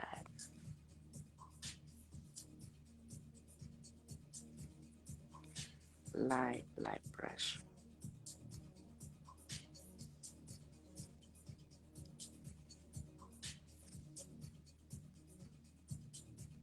There. Then you can paint some graffiti on there. Erase this a little bit more so it looks different than this.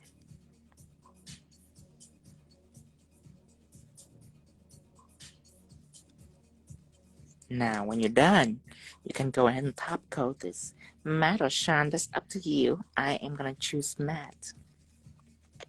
So I'm gonna take matte out and apply all over.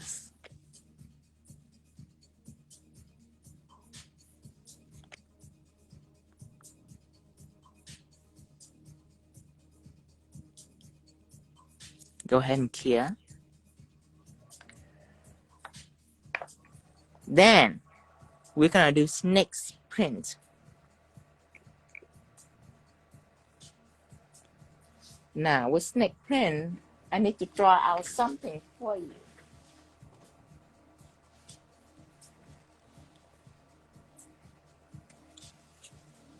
Okay, this is now.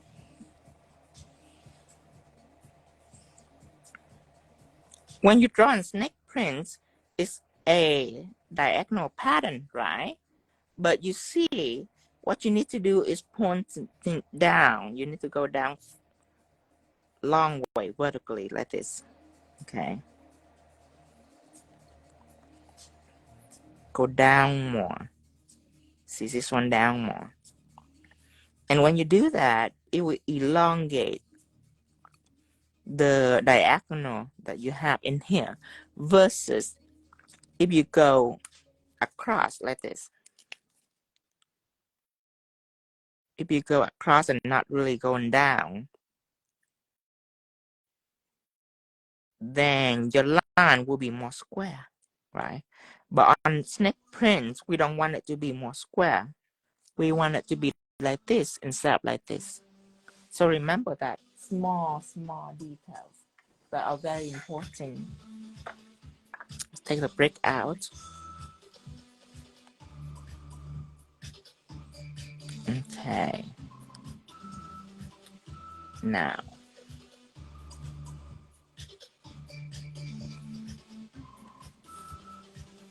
I am going to use a brush and I am going to carve a diagonal pattern.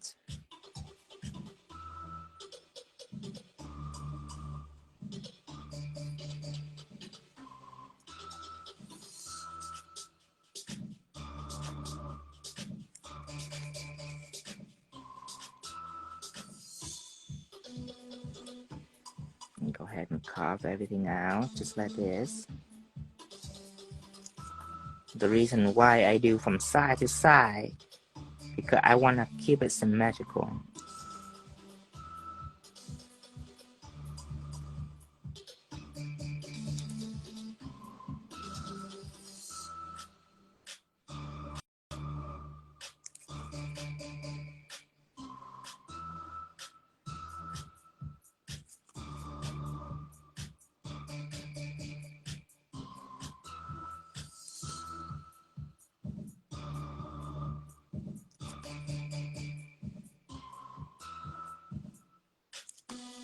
There. And when I go all the way down, I am gonna go back because these are sort of overlapping each other. So I wanna go back with the line.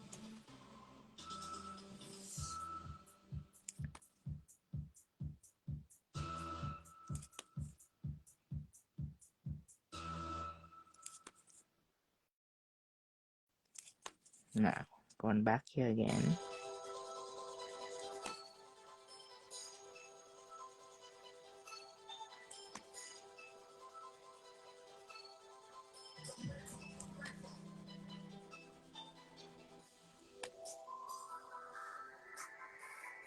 And when you go like this, if it forces too much gel this way, you can rest in between to make sure you wipe up excess gel, so it's not floody.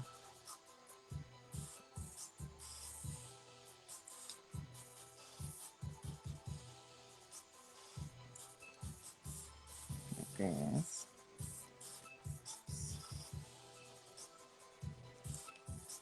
And then when you're done with this, go ahead and cure this for 60 seconds.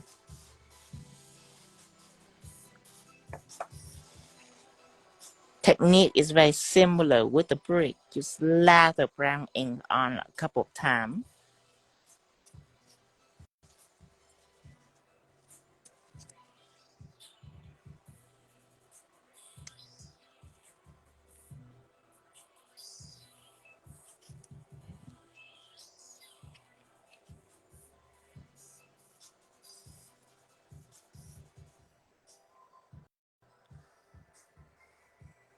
Then open this.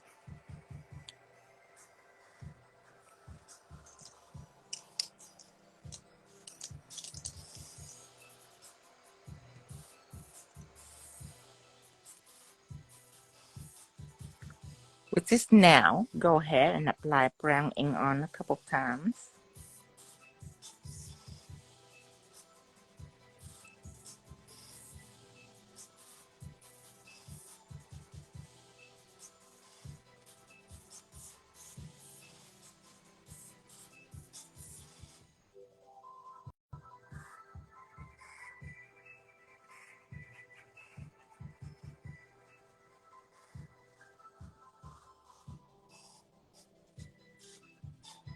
Now, when you're done, you wait for it to dry one last time, and what you do is very similar to the wood technique that we learned before. This one, the second one, like when you draw on the eyes, you do the same with the snake print like this. Picking up a little bit, and you go just like that. Not too much, careful. One spot, down here, another spot. Okay, down here, another spot. Another spot right here. Another spot right here. And you shall repeat it over and over. One spot, another spot, another spot.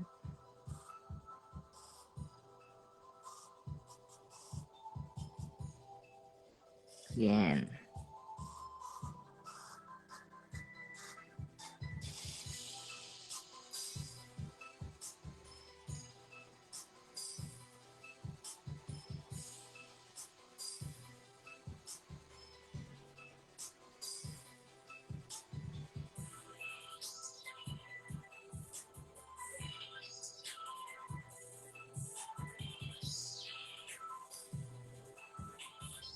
Do it a couple more times.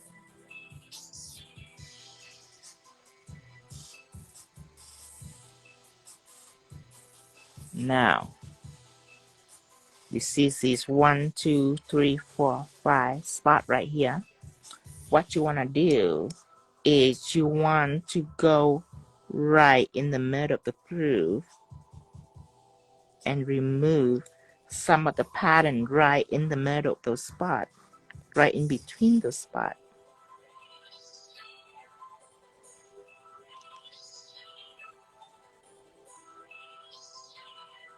Pattern of the snake is like a diamond shape. Okay. So make sure I go kind of in the diamond shape, but not really. Kind of natural looking diamond shape.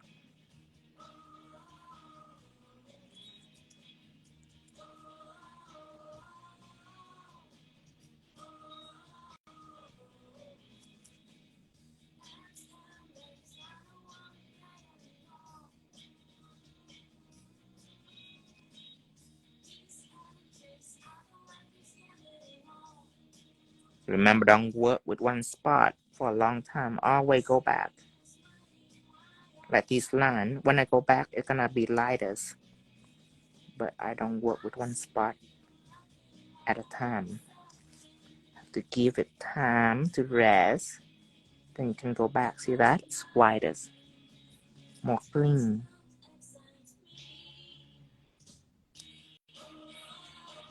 Always remember, when you do art, there have to be orders. Don't transfix in just one spot, because in the artwork, we are called it tunnel vision, and you don't want tunnel vision as an artist. You always have to know your process. See that? Especially for beginner that they do never client, it's very difficult, because what client do is a client will watch what they do and they get panic. You know what I mean? So remember that the process of art, you have to, in between, it can be hideous. Okay? But you know that. Your client doesn't know that. So sometimes nail art, because they're afraid that the client wouldn't trust them, so they keep trying to fit into that spot until it's pretty. It doesn't work that way. You have to go through the process.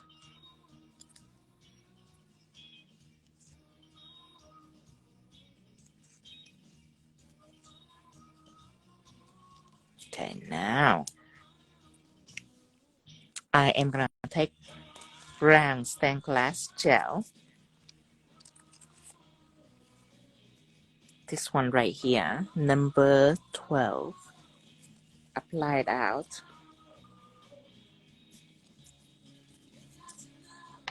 Then I can still use this brush, or you can take a thinner brush if you like.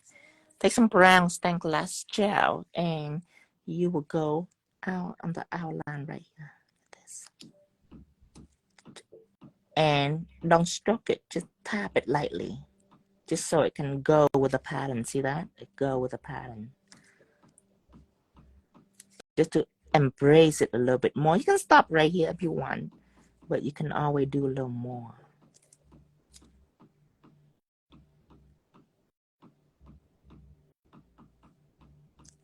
See that? Give it a little more right here.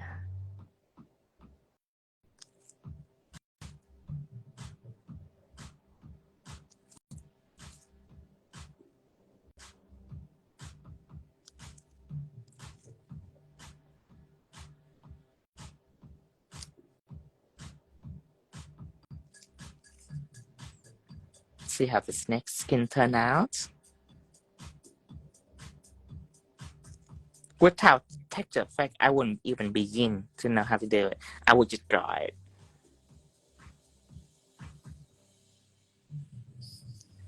See this? Hear this?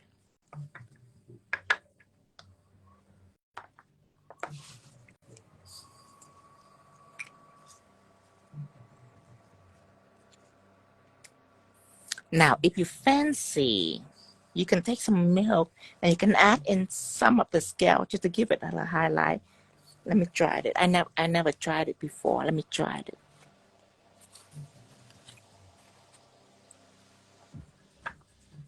Let me see how it looks.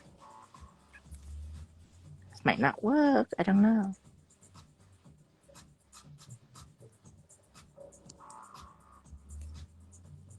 Ooh. Look promising. Okay, okay. Okay. Like it.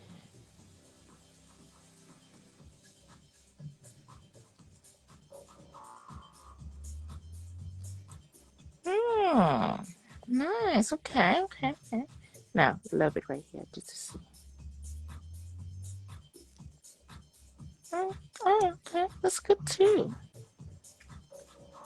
Let's go all over.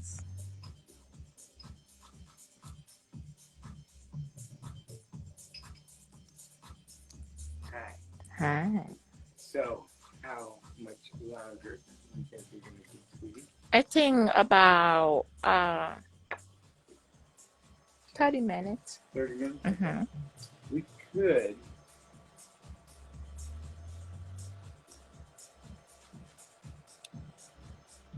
I thought you were going to block that clock.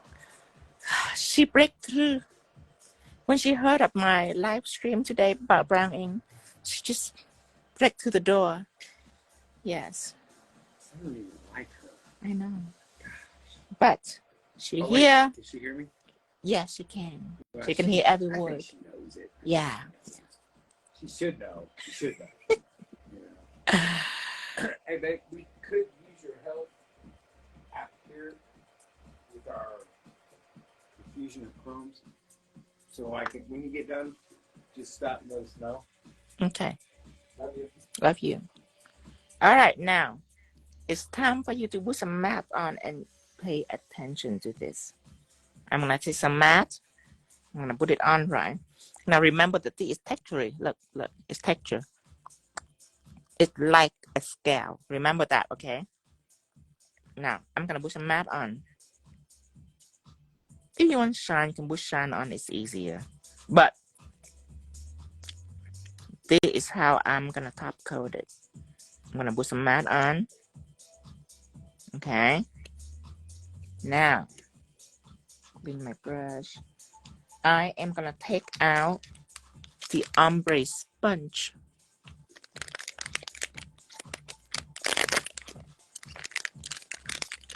You don't want it to flood your lines. You want a sponge. Would this be able to remove the matte completely off the nail surface? I don't know. Let's see.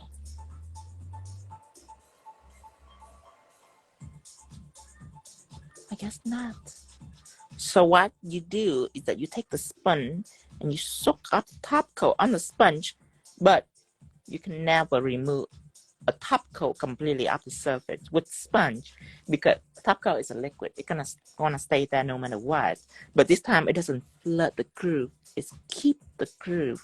By sponging it, you can apply top coat over a texture design flawlessly as long as you remember the sponge, or else it's gonna be all flat.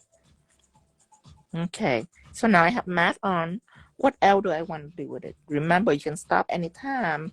I want to take shine again, but this time just put on the surface of each scale to make it look really realistic. That is my preference. Of course, you can just slap a shine top coat on and call it a day. It just depends on how much you charge.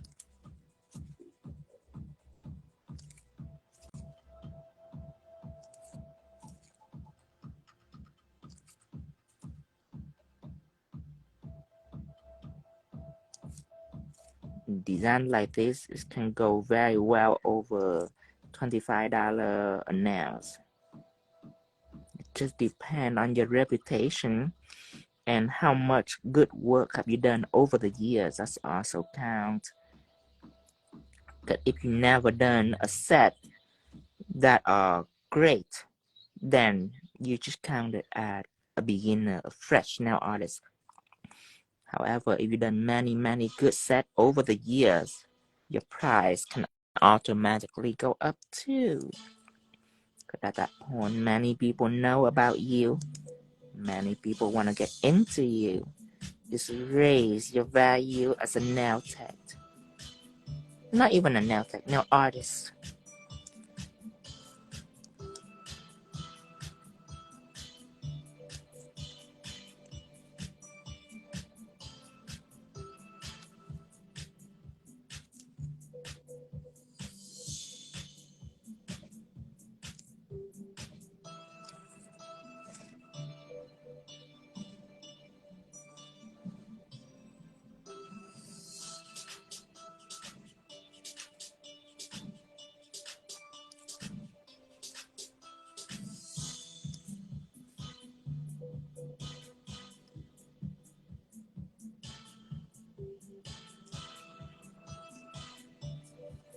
Now go ahead and clear.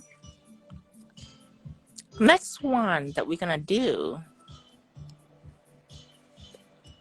we are gonna do some fall designs, some fall trees. So again, I will take out 2 nails, painted white.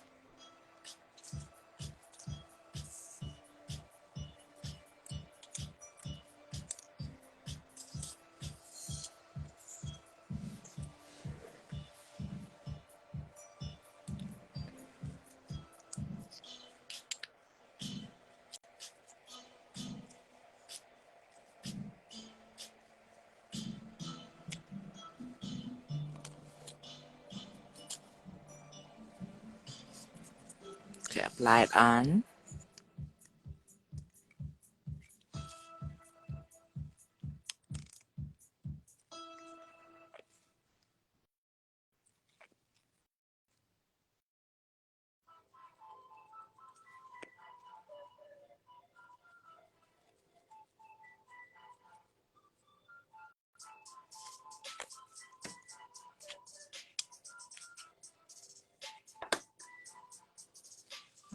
Put it right here.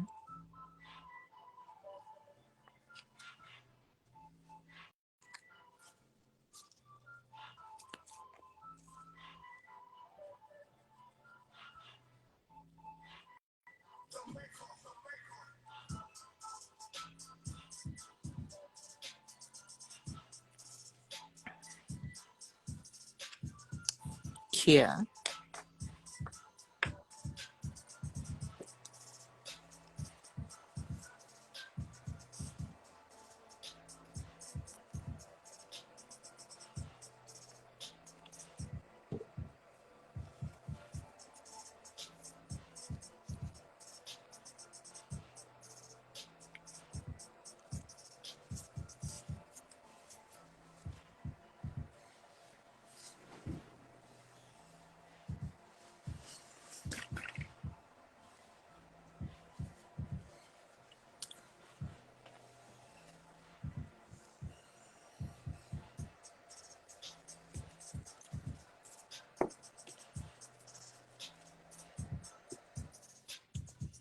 Okay, now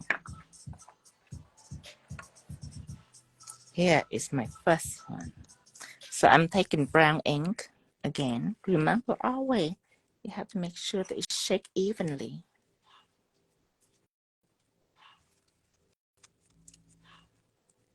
Okay, now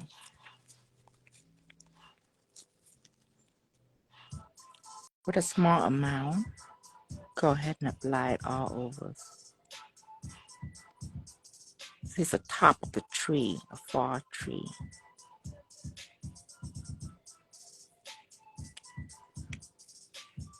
That and an oval brush.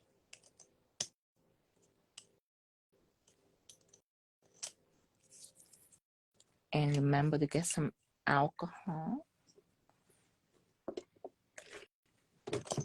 Alcohol responds very well to brown ink versus acetone in this case. So I love to use alcohol with this step. Okay. Smudge it out here and there.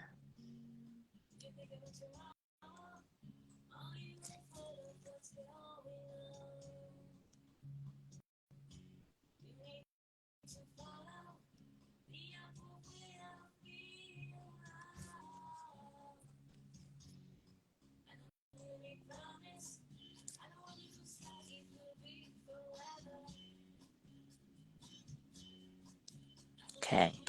Now let it dry. Then what you're gonna do next is you're gonna apply some more brown ink on.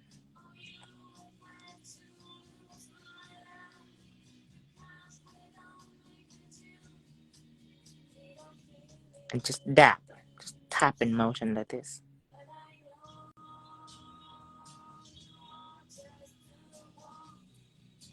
Again, same thing. Using the oval brush and just tap it.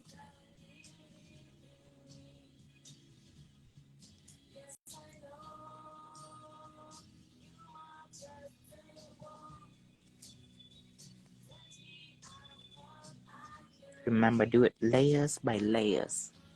Always be patient with it and trust it.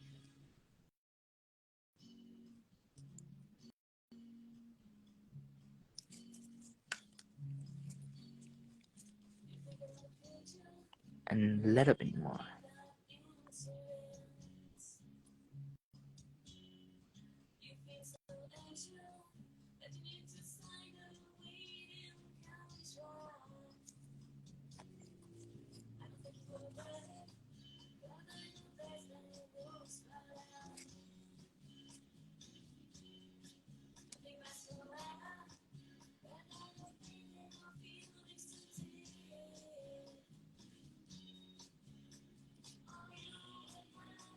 Okay, now I am satisfied with it. I am going to go ahead and put mat on. But this time, I use a very special mat. It's called Teflon mat. Because what I am going to do is I am going to paint a tree branch and I am going to crump it. So you don't want chrome to stick onto this background. And before, what you do is you apply shine it on and you buff it so it's become chrome free. But now you don't need to do that anymore because now we have this called Teflon mat. And what Teflon mat do is resist to chrome powder, any kind of chrome powder. It also resists to pigments. My neon pigment it resists completely. Now, my primary pigment, just because it's very potent, it's also stick on shine. So my primary pigment, it will resist it about 80%, which is fine because you can remove it easily. So remember, the Teflon mat is pigment free and chrome free also. And because it resists to any kind of powder, it also makes it stainless. And sometimes when people wear mat, it can stain their nail easily. Teflon mat, you don't have that problems. And it's just launched today morning. Just now on the website. Kill this for 60 seconds. 60 seconds with Teflon mat. So this Teflon mat and this matted are opposite. This Teflon mat resists to powder. This matted absorb. I love powder. So this I love to use with pigments. It's still a very important ingredient because the rest of our product, this doesn't have color. This matte is clear. So when you apply on the background, you're still gonna see the background. So I love to use pigment base and art gel and color for design. But with matte, I love to use it for surfacing. All right. Now I am going to use metal effect gel. I'm going to use black metal effect gel this time. And remember, metal effect gel is used for chroming. So I am going to take out a 10mm brush.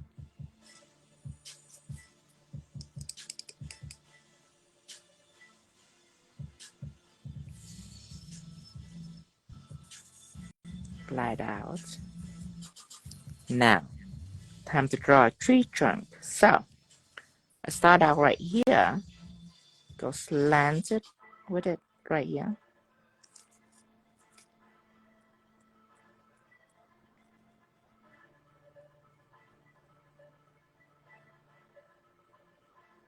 Now remember, a tree is not wiggle. It's different. I'll show it. Right here, it's pretty straight, right? And when I turn to the left, it's like this. So it's broken. It's not wiggling. Remember that when you draw a tree. See that? And then it's go into this leaf right here, and it peers through the top. See that? See how I constructed a tree?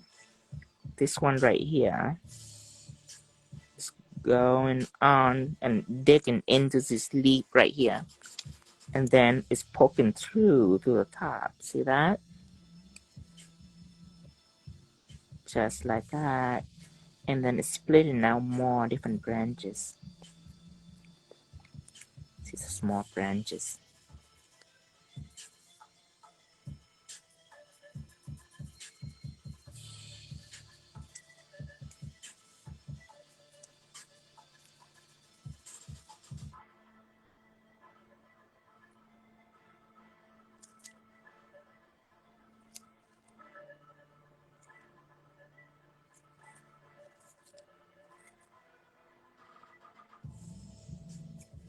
See that?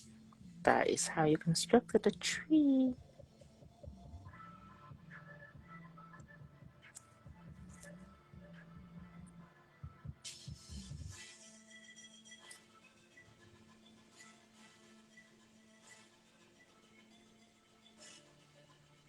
Okay, enough. Let's not be greedy. That's enough. Cure this. Now, the chrome that I use is called bronze chrome. So I'm going to take this out. I'm going to chrome it. I'm going to cure it for 60 seconds.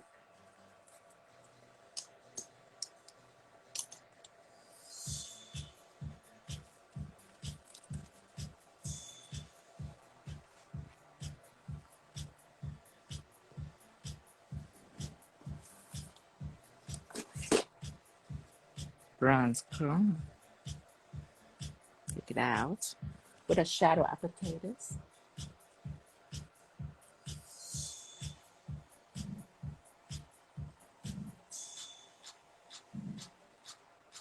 Now, wait for it to be done.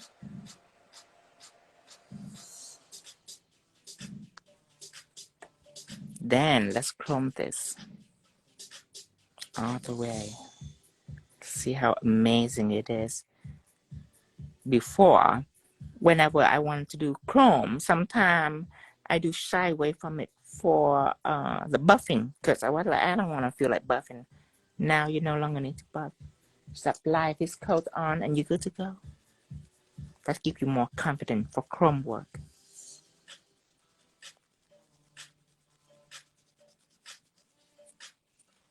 Now, how I will seal this, I want everything to be matte except for the chrome. So what I am going to do, again, let's put matte or tap on matte, whichever you like, on the entire nails.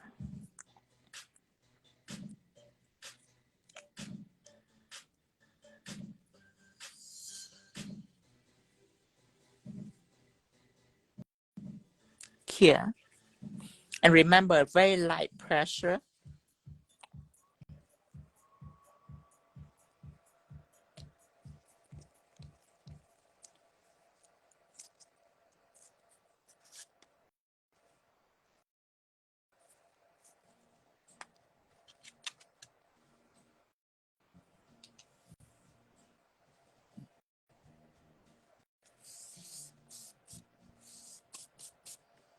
Then I will shine it out.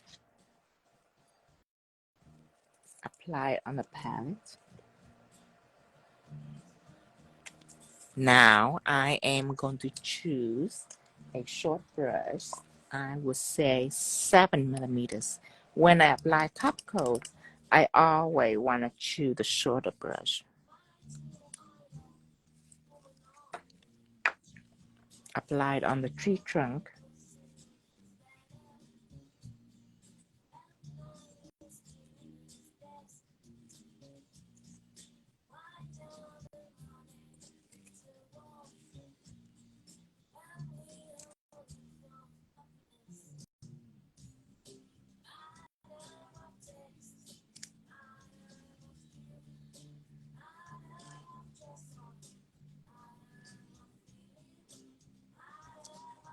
Here.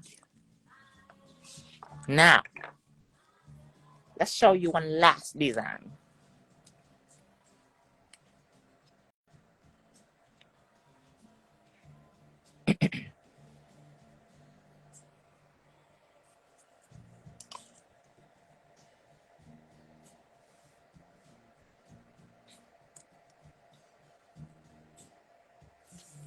So let's show you this design right here.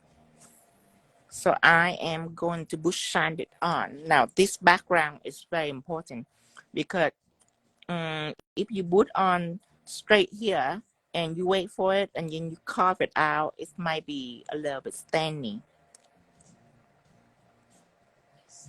So I am gonna try to shine it on. And this now I think I would mat it on. But I'm very experimental, so now I'm gonna shine it on to see how well it's carved. This is done.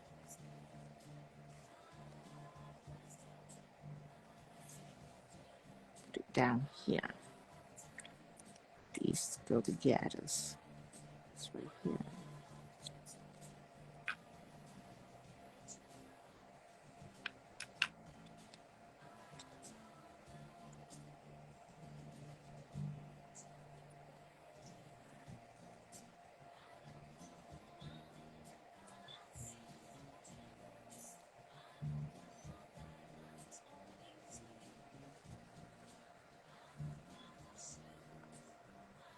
Okay, now brown ink.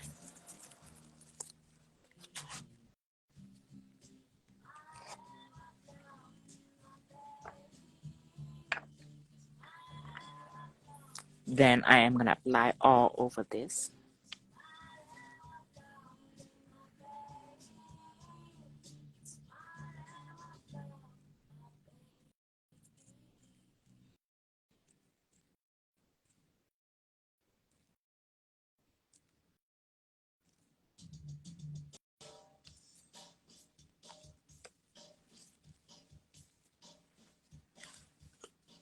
Gonna put it right here. Let it dry.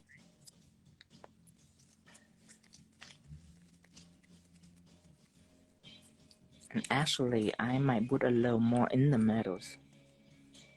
Wait for it to dry a little bit. These right here, I'm gonna do some roses. Add a little bit right here. Yes, in the middles.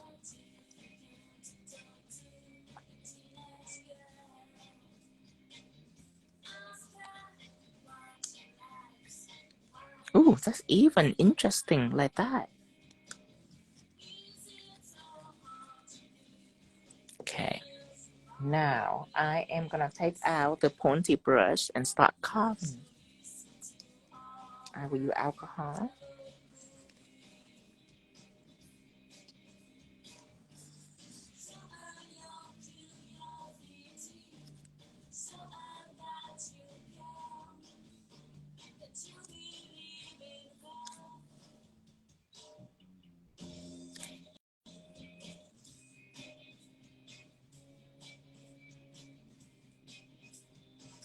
Make sure you don't have a lot of alcohol in your brush.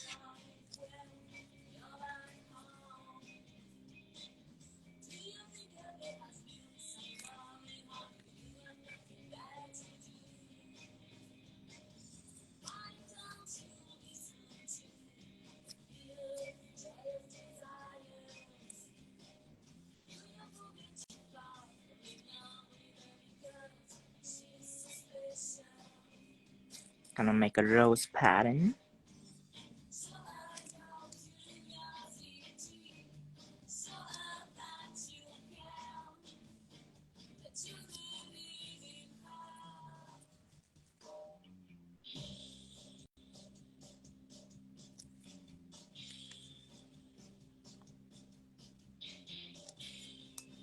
And my experience doing with shine it is that when you remove it, it's easier to remove. You can see it's wider right here versus with matte, it's less wide right here. What with this, it's wider right here.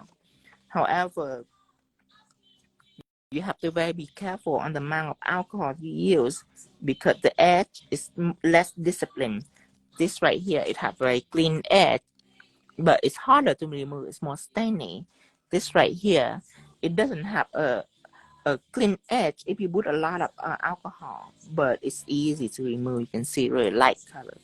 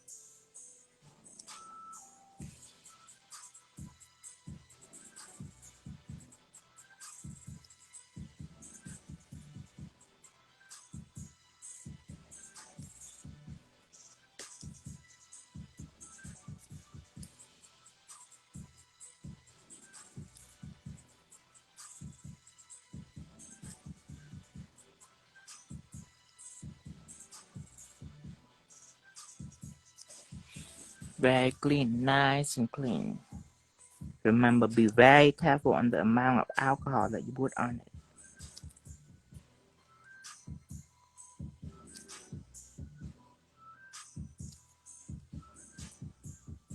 And then some leaf.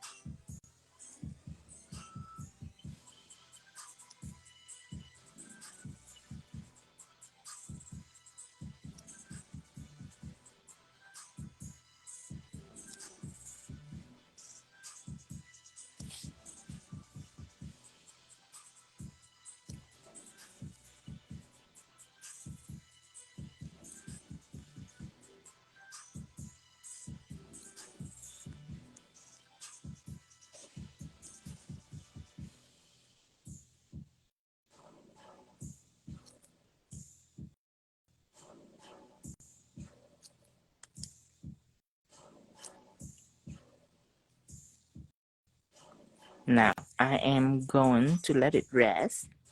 And I am going to put on Teflon mat, and I am going to make some bronze gilt.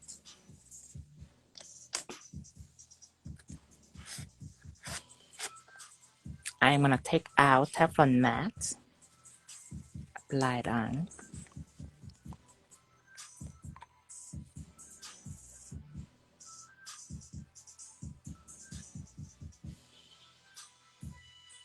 Here.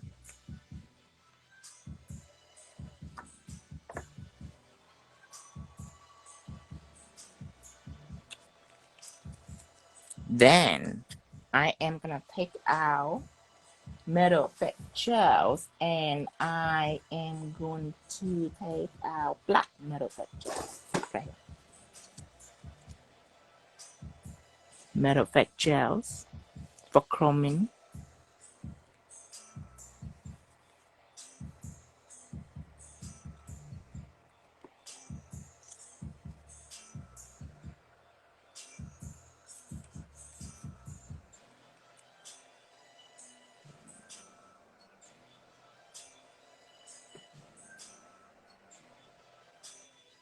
Then I am going to make gold leaf pattern on it.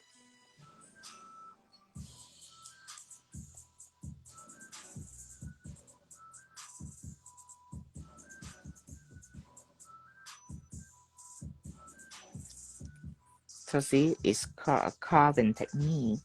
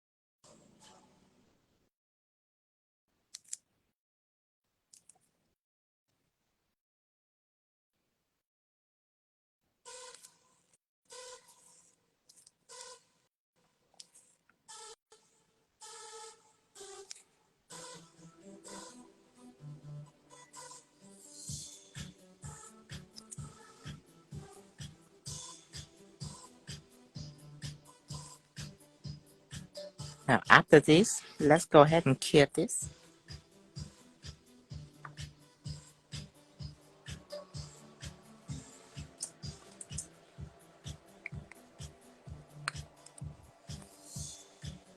I know, right? The Teflon mat is amazing. It's gonna be bigger than the shiny and the matted put together.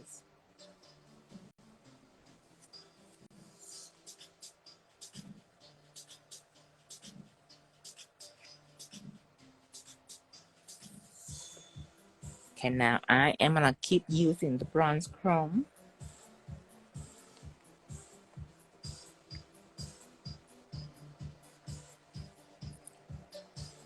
Thank you everyone.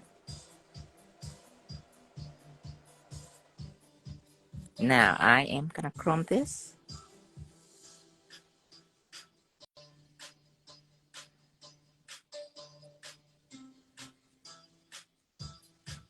It is again changes.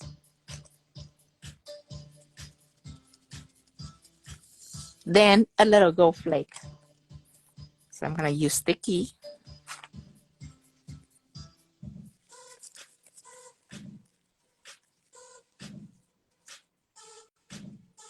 About right here.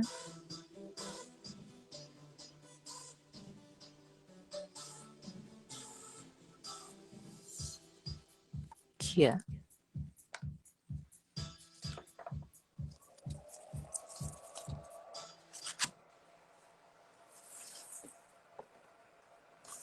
Use some rose gold.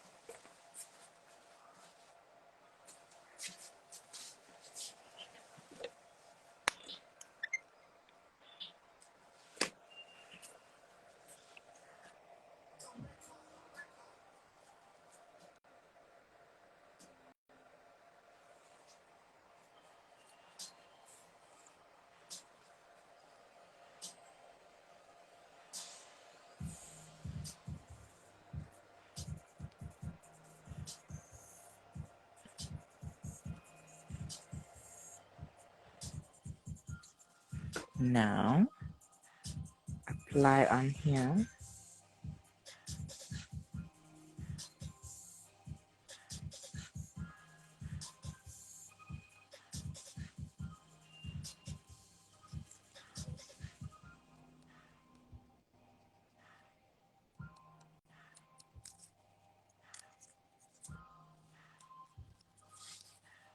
Then I am going to go ahead and actually let me see. I got some brown detail right here too. Let's add some brown detail on that to give it contrast. Gonna mix colors, brown colors and shadow together.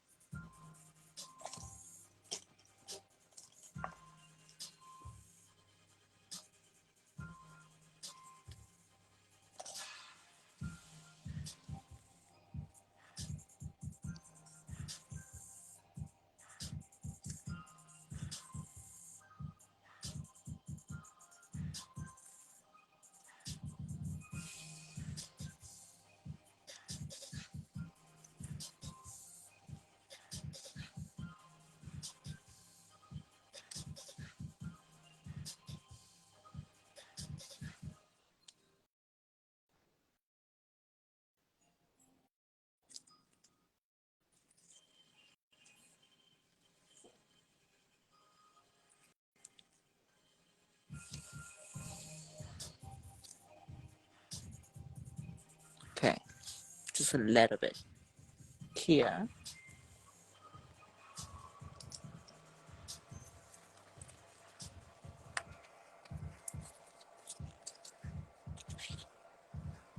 Then I am gonna mat everything with matted.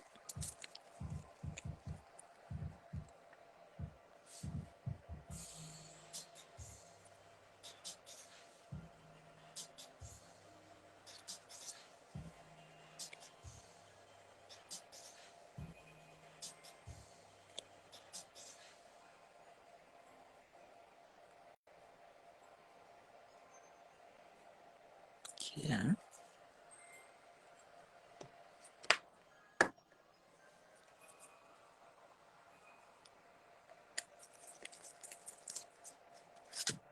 Then I am gonna tray back with some sanded.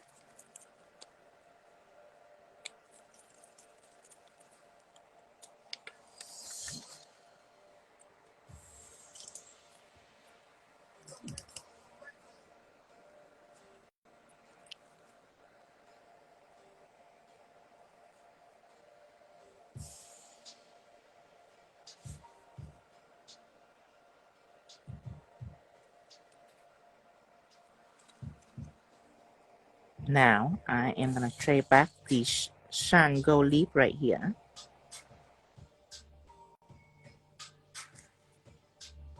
Then this gold details.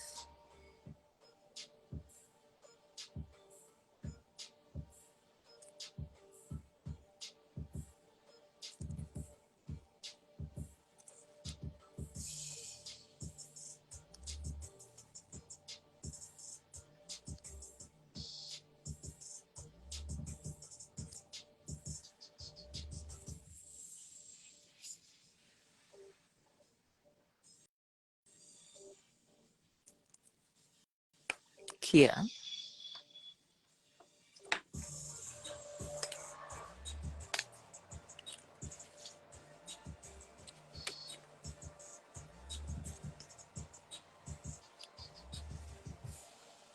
Okay. Now, depend. It could be tonight or tomorrow. Tomorrow I have a live and I'm gonna do Halloween. But the technique that I just done, I also want to use it for some of my design for Halloween. I want to do the Ouija board design on here, and I want to do burn letters. But I want to do like a red aura, and then a 3D jelly red heart, like a red, just kind of been digged into the papers, you know. So I'm gonna want some of that effect. Some have to do with this. Something have to do with it, like some kind of witches set, and probably graffiti, some kind of graffiti for Halloween. So it could be tonight, but I have to help Cindy and Dustin. So I'm not sure if I will get back on or not. These are the two techniques, depend on the background. These are matte background, these are shine background. So you can play with bow to see which one you like more, which one you're comfortable to work with.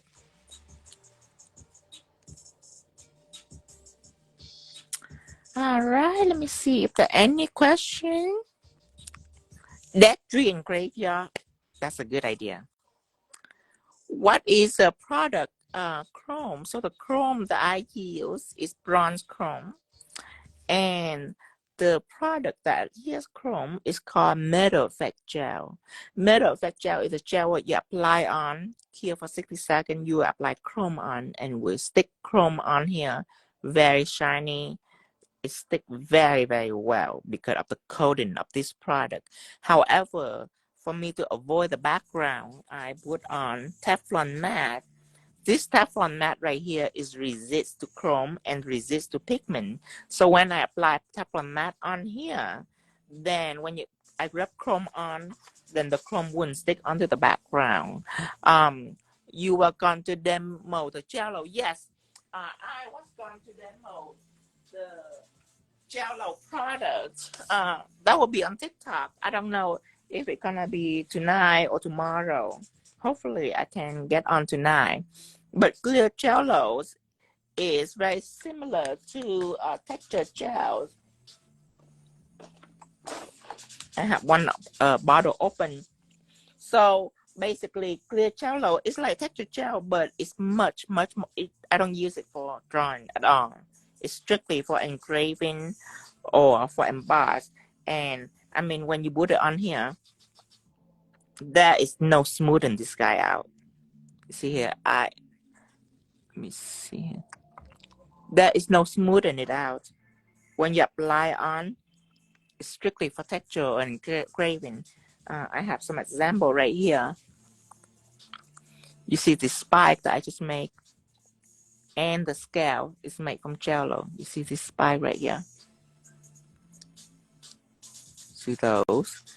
And of course, these, I don't put top coat on. It's nice and shiny. It's very shiny. Jello is very shiny.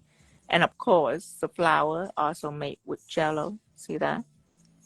Very flexible. The consistency is just like clear silicone. So yes, I am going to mess with Jellos. Hopefully, I have time tonight to go on TikTok to mess with it. Whenever I mess with it, I go on TikTok. Let's see.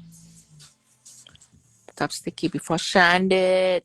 I know, you talk about jello or you're talking about brown ink. Let me see, file free edge after chrome base, sticky over chrome, flow on top coat. Yes, that flower right here is made with jellos. So jello is similar to texture effect, to clear texture gel. It's similar to it, except for clear texture gel, I use is a lot on emboss. Sometimes I use it for engrave, but I use emboss a lot, and I use to draw a lot. There is no drawing with jello. Like clear texture, I would beat on jello. I don't know, because you cannot draw it with a liner brush.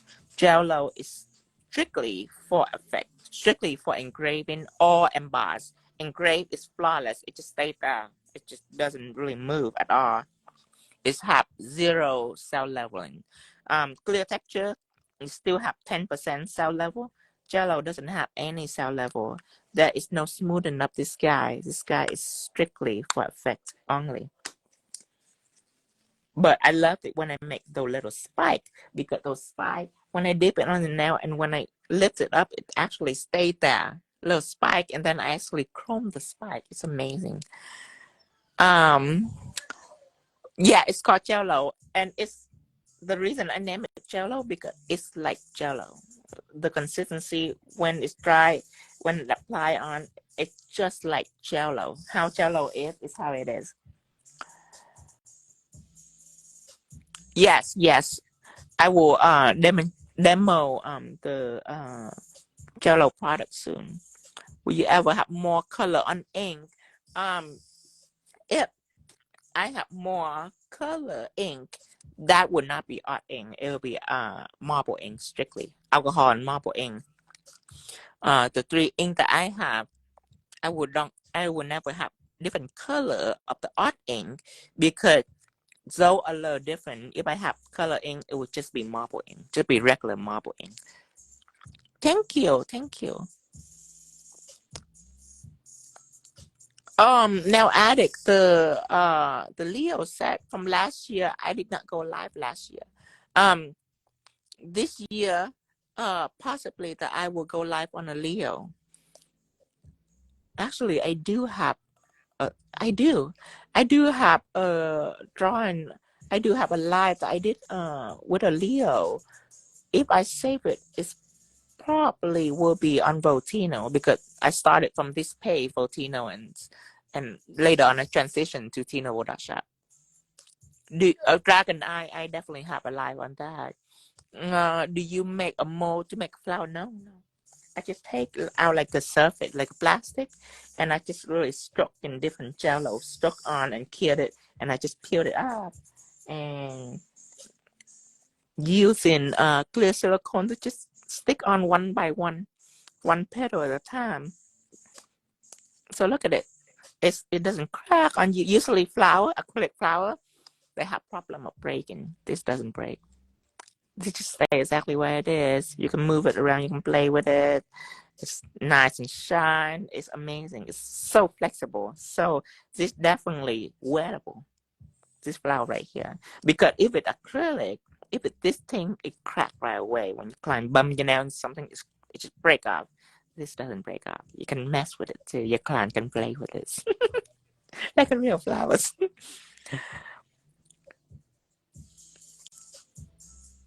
You look on YouTube, probably. There's probably one on YouTube. But I do a Leo again this year. Can you move the camera so I can see the full set?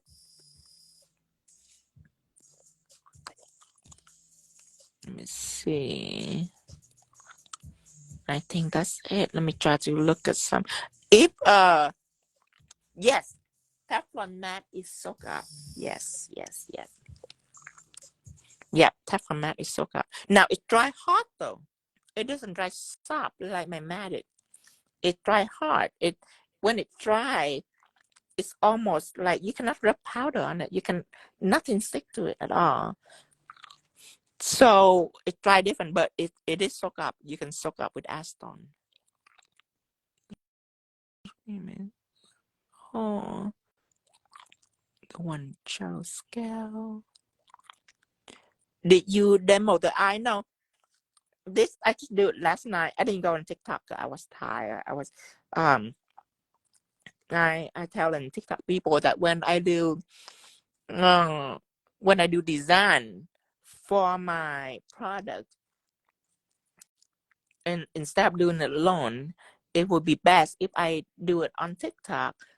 But the other night, it's my first night that I do product sample like this for my product on TikTok. And I don't know how I feel about it. I feel like I'm a little distracted. Because when I do it alone, I'm actually very focused, because this part right here is the part where I think a lot. Because I just have the product. I have to analyze up how should I approach it. So it's a construction of design. It's not like this is different. This is demo. I already know ahead of what I'm gonna do, what it's gonna be like. This when I do for a product, I don't know what I'm gonna do. So I have to think a lot. So I don't know how I feel with being on TikTok yet. I'll try to do a couple more times just so I can tell if it's gonna be a thing or not. Let me see. Your product is amazing. I'm gonna need to get more. So thank you, Cherry Snails. Sold out. The Teflon mat haven't sold out. It just get on today. The new texture effect and Teflon mat. It happened. It haven't yet sold out. The Jello, I haven't put it on yet. That I'm still in the process of making design, just so I can present it. Like you can tell my product on the website. I like to put nail beside it because it's special. If you just look at the bottle, most likely you're not gonna know what it do.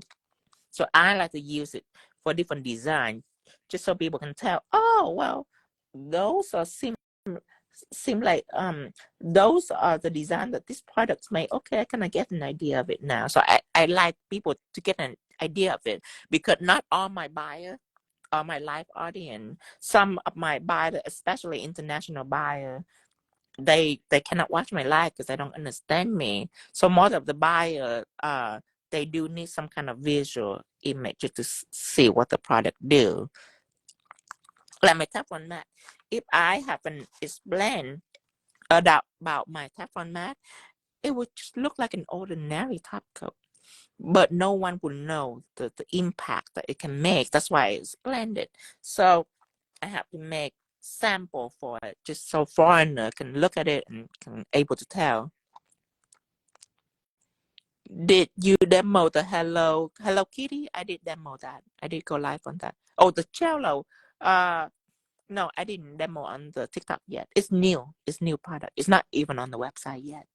I'm still in the process of making product for it, so I can take picture for it and script it and then put it on the website. And that is when I do an actual demo. That is when I will go online and I will perform with Jello. So what people are talking about on TikTok, that's just a sneak peek. That's just me in the process, and then let people see it. Okay, I just set up. That name is a trademark. Jello. Oh, Gel. Oh, is it? It's a trademark for food. I hope they don't come after me because I'm just selling nail products. I hope the Jello company doesn't come after me for selling Jello online. Yeah, mine is an edible. It's different. Clear Jello. See, it's not just Jello. It's clear Jello. I bet it will be the first on Google. I have a lot of products that are first on Google, like Magic Crystal Glue, Crystal Magic Glue. You just type it in Google, it pop up right away. Okay, I gotta go now. So no more question. I gotta go help them. All right, everybody. I will see you later. Hopefully tonight.